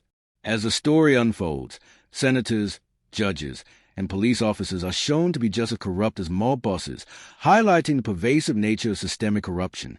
In this way, The Godfather holds up a mirror to post-WWII America, suggesting that institutional respectability often masks ruthless self-interest. This commentary feels especially powerful in the context of the early 1970s, when audiences were growing increasingly cynical about authority amid the Vietnam War and the looming Watergate scandal. Cultural assimilation is another theme woven into the narrative. The Corleone family represents second-generation Italian Americans attempting to balance old-world traditions with new-world expectations. Weddings and baptisms are staged alongside contract killings, demonstrating the cultural duality of preserving ethnic identity while adapting to American life. Michael Corleone, in particular, embodies the tension of assimilation. Initially presented as an all-American war hero, distanced from his family's criminal empire, he ultimately embraces a role of Mafia Don, suggesting that assimilation into American power structures requires adopting their corrupt practices. Rather than offering an optimistic portrait of integration, the film portrays assimilation as a moral compromise, blurring the boundary between legitimacy and criminality. Religion also plays a crucial role in the film's cultural critique. Catholic rituals, imagery, and moral values permeate the Corleone family's world, but they are consistently undercut by hypocrisy and violence. The most iconic example is a baptism sequence, where Michael renounces Satan and professes faith on behalf of his godchild while simultaneously orchestrating the brutal murder of his enemies. This juxtaposition is not simply a narrative flourish. It is a searing critique of how religious institutions and moral codes can be hollowed out, serving as mere facade for power and domination. The sequence forces audiences to confront the dissonance between appearance and reality in both religious and political spheres. Gender roles within The Godfather also reflect cultural commentary, though they highlight a darker truth about patriarchy rather than directly challenging it. Women in the film are often sidelined, excluded from business discussions, and relegated to the domestic sphere. Kay Adams, Michael's wife, is kept in the dark about family affairs until the devastating final scene, where the door is literally closed in her face. This exclusion underscores the insular, male-dominated culture of the Mafia, but also reflects broader patriarchal norms in American society at the time. By presenting this dynamic without glamorizing it, the film critiques the cost of power structures that marginalize women, even as it acknowledges how deeply ingrained those systems are. Violence itself operates as cultural commentary. Rather than treating killings as simple action spectacle, Coppola presents them as ritualized acts tied to honor, betrayal, and business necessity. The normalization of violence within the Corleone family mirrors the normalization of violence within American culture, whether in politics, war, or corporate competition. By grounding brutality in everyday business, the film blurs the distinction between criminal and legitimate violence, suggesting that American society as a whole thrives on hidden systems of coercion. What makes The Godfather's commentary so effective is that it never feels didactic. Coppola doesn't preach. He allows themes to emerge through character choices, narrative structure, and visual symbolism. Whether through the chilling baptism montage, the warmth of family gatherings contrasted with ruthless killings, or the quiet dignity of Vito's rise, the film invites viewers to draw parallels between the Mafia and broader American institutions. This subtlety ensures that the film remains timeless, as each generation of viewers can find reflections of contemporary anxieties, corruption, disillusionment, moral compromise within its story. In conclusion, The Godfather, 1972, serves as a profound social and cultural commentary on America. It explores the dark side of the American dream, the corrupt intertwining of politics and crime, the struggles of assimilation, the hollowing of religious morality, and the marginalization of women. By embedding these themes naturally into the characters' lives and the flow of the narrative, Coppola avoids forced messaging and instead crafts a story that resonates universally. The result is a film that not only redefined its genre, but also offered one of the most incisive reflections on power, culture, and morality in American cinema. Would you like me to expand this further by showing how audiences in 1972 specifically connected these themes to real-world events like the Vietnam War, Watergate, and the immigrant identity crisis in America, when examining The Godfather, 1972, through the lens of audience engagement, it becomes clear why the film has remained one of the most celebrated works in cinematic history. From a third-person perspective, the film's ability to emotionally resonate lies in its perfect balance of gripping storytelling, powerful performances, and universal themes that transcend the Mafia genre. Rather than appealing only to fans of crime dramas, it connects with a wide range of viewers by tapping into primal human experiences, family loyalty, betrayal, ambition, morality, and the pursuit of power.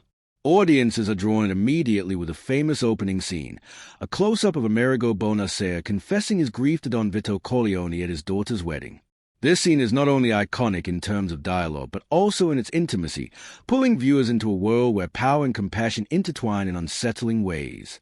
Many viewers report feeling both awe and unease at Vito's calm, understated authority, a reaction that continues throughout the film as they wrestle with conflicting emotions toward him and his family. The wedding sequence that follows, filled with warmth, tradition, and lively music, offers a striking contrast to the darker undertones, allowing audiences to feel both the joy of family togetherness and the weight of unspoken tensions. The emotional engagement intensifies with key moments of tragedy and transformation. Sonny Corleone's brutal assassination of the toll booth is one such moment that elicits shocking grief. Audiences often find themselves devastated by the ferocity of the attack, not only because Sonny is a vibrant and fiery character, but because his death represents the fragility of life in a violent world. Similarly, the scene where Michael Corleone shoots Alonzo and McCluskey in the restaurant is a pivotal moment of audience engagement. The slow build-up, Michael's nervous glances, the echoing train sounds, and the oppressive silence creates unbearable tension before the sudden explosion of violence. For many viewers, this is a moment where Michael's transformation from reluctant outsider to ruthless heir becomes undeniable, leaving a mix of excitement, dread, and deep reflection. The film also resonates on a quieter, more emotional level. Vito Corleone's death in the garden, while playing with his grandson, strikes a deeply human chord. It is not a death of violence or betrayal, but one of natural decline, softened by the innocence of family. This moment allows audiences to reflect on the duality of Vito's life, the feared Mafia don versus the loving patriarch. Many viewers are moved by the simplicity of the scene, as it contrasts the brutal violence of the Mafia world with the tenderness of family bonds. In terms of eliciting strong audience reactions, the closing scene is perhaps the most unforgettable. As Kay Adams watches Michael lie to her about his role in Carlo's death, only to see the door close on her as his capos kiss his hand in fealty, audiences feel both betrayal and inevitability. The moment is devastating not just for Kay but for viewers, who have watched Michael's moral decline unfold step by step. The act of shutting the door is symbolic, final, and chilling, leaving audiences with a sense of dread and reflection that lingers long after the credits roll. Laughter, while not the dominant emotional reaction, is also present in moments of dark humor. Characters like Clemenza, with his line about leaving the gun but taking the cannoli, provide levity amidst the tension. These touches of humor make the characters feel more human and relatable, deepening the audience's investment in their world. One of the most remarkable aspects of The Godfather's audience engagement is its ability to invite repeat viewings and deep discussions. The film's layered storytelling, symbolism, and moral ambiguity encourage viewers to revisit it again and again, each time noticing new details. First-time viewers may be captivated by the plot and character arcs, but repeat audiences often find themselves reflecting on its themes of power, corruption, and family. Discussions frequently revolve around moral questions. Was Michael justified in his actions? Did Vito's pursuit of power ultimately destroy his family? Is the Mafia portrayed as glamorous or tragic? These questions fuel ongoing debates and ensure that the film remains relevant across generations. The pacing also contributes to engagement. While some might expect a crime film to be filled with non-stop action, The Godfather deliberately builds tension through slow, deliberate storytelling. This pacing allows audiences to immerse themselves fully in the world of the Corleones, making the sudden bursts of violence all the more shocking and impactful. The balance between quiet family moments and explosive conflict keeps audiences emotionally invested without ever feeling manipulated. Ultimately, The Godfather, 1972, resonates so deeply because it doesn't simply tell the story of a mafia family. It tells a story of human ambition, morality, and the cost of power. Audiences laugh, gasp, mourn, and reflect because they see pieces of themselves and their world within the Corleone saga.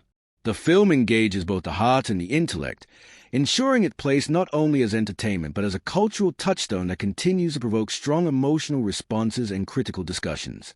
Would you like me to also expand on how modern audiences, post-2000, engage with The Godfather compared to audiences in 1972, and why the film's emotional resonance has endured across decades when viewed in comparison to other films within its genre, franchise, and even Francis Ford Coppola's own body of work?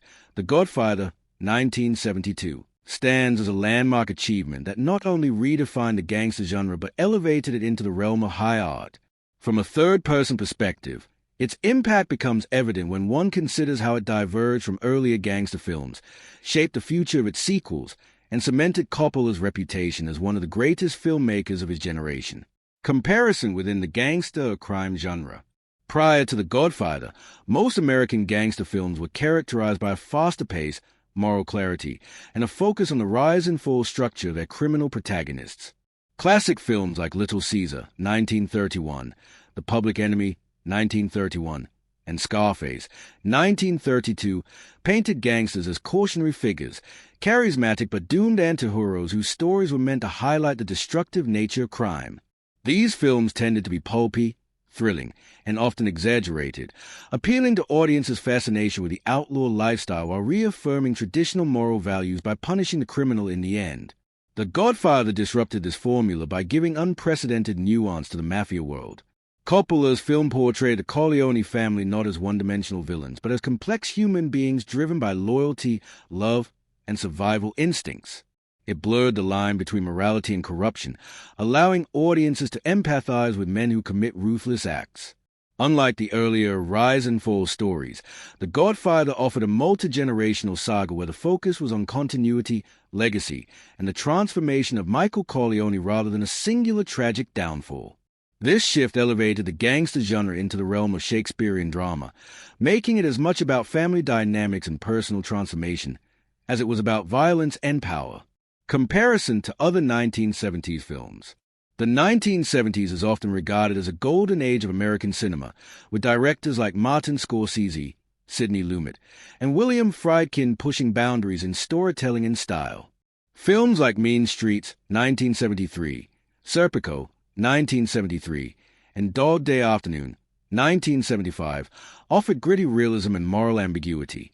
Yet even among these groundbreaking works, The Godfather distinguished itself through its operatic scope and balance of intimacy with grandeur. Where Scorsese's Mean Streets captured the street-level chaos of small-time hoods, Coppola's film presented the Mafia with an almost aristocratic dignity, weaving themes of loyalty, betrayal, and power struggles into an epic narrative. This combination of operatic scale and meticulous detail gave The Godfather a timeless quality. Its structure resembled not just a gangster film, but a family epic akin to Tolstoy's War and Peace, where personal relationships, business dealings, and moral compromises all intertwined seamlessly.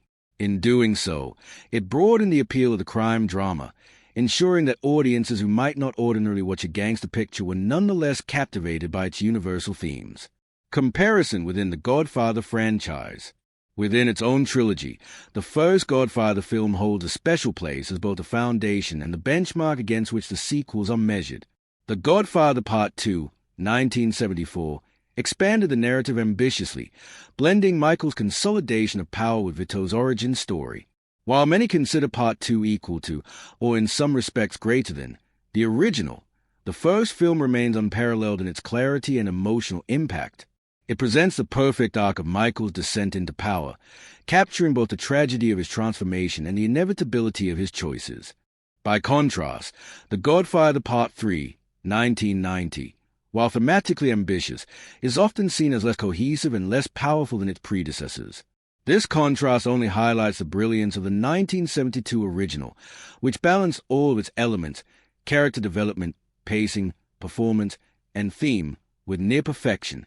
Without the first installment's masterful groundwork, the sequels could not have achieved their level of dramatic ambition.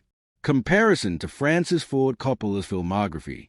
Looking at Coppola's broader career, The Godfather remains his most influential work alongside Apocalypse Now, 1979.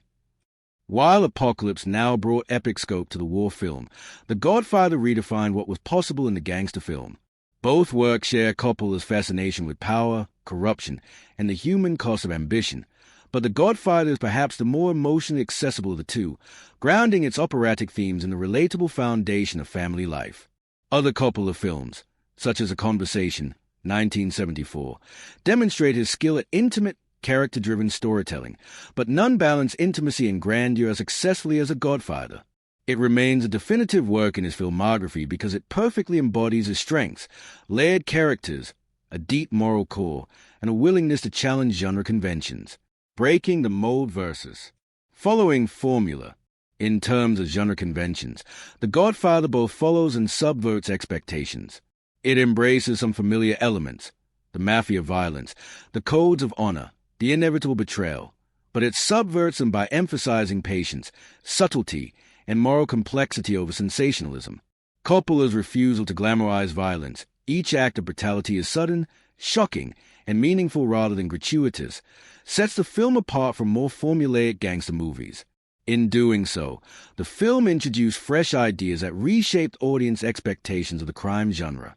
Instead of being just a story about crime and punishment, it became a meditation on power, loyalty, and corruption, ideas that resonated far beyond the world of organized crime.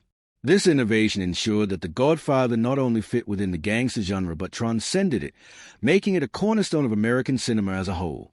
In sum, The Godfather, 1972, stands head and shoulders above its predecessors in the gangster genre, surpasses many of its contemporaries in 1970 cinema, and remains a crowning jewel in Coppola's career. It offered something new, an operatic, emotionally rich, and thematically layered vision of the Mafia world that redefined both genre and art form. It is not just a great gangster film. It is a great film, period, one whose influence continues to echo through countless works of cinema. Would you like me to also draw direct comparisons to Martin Scorsese's gangster films, like Goodfellas or Casino, since they often get compared with The Godfather in discussions of the genre's greatest work comparison to predecessor gangster films, 1930s, 1950s. Before The Godfather, the gangster genre was largely defined by Warner Brothers crime dramas of the 1930s and the film noir tradition of the 1940s and 50s. Films like Little Caesar, 1931, The Public Enemy, 1931, and Scarface, 1932, introduced audiences to ruthless mob bosses, but they are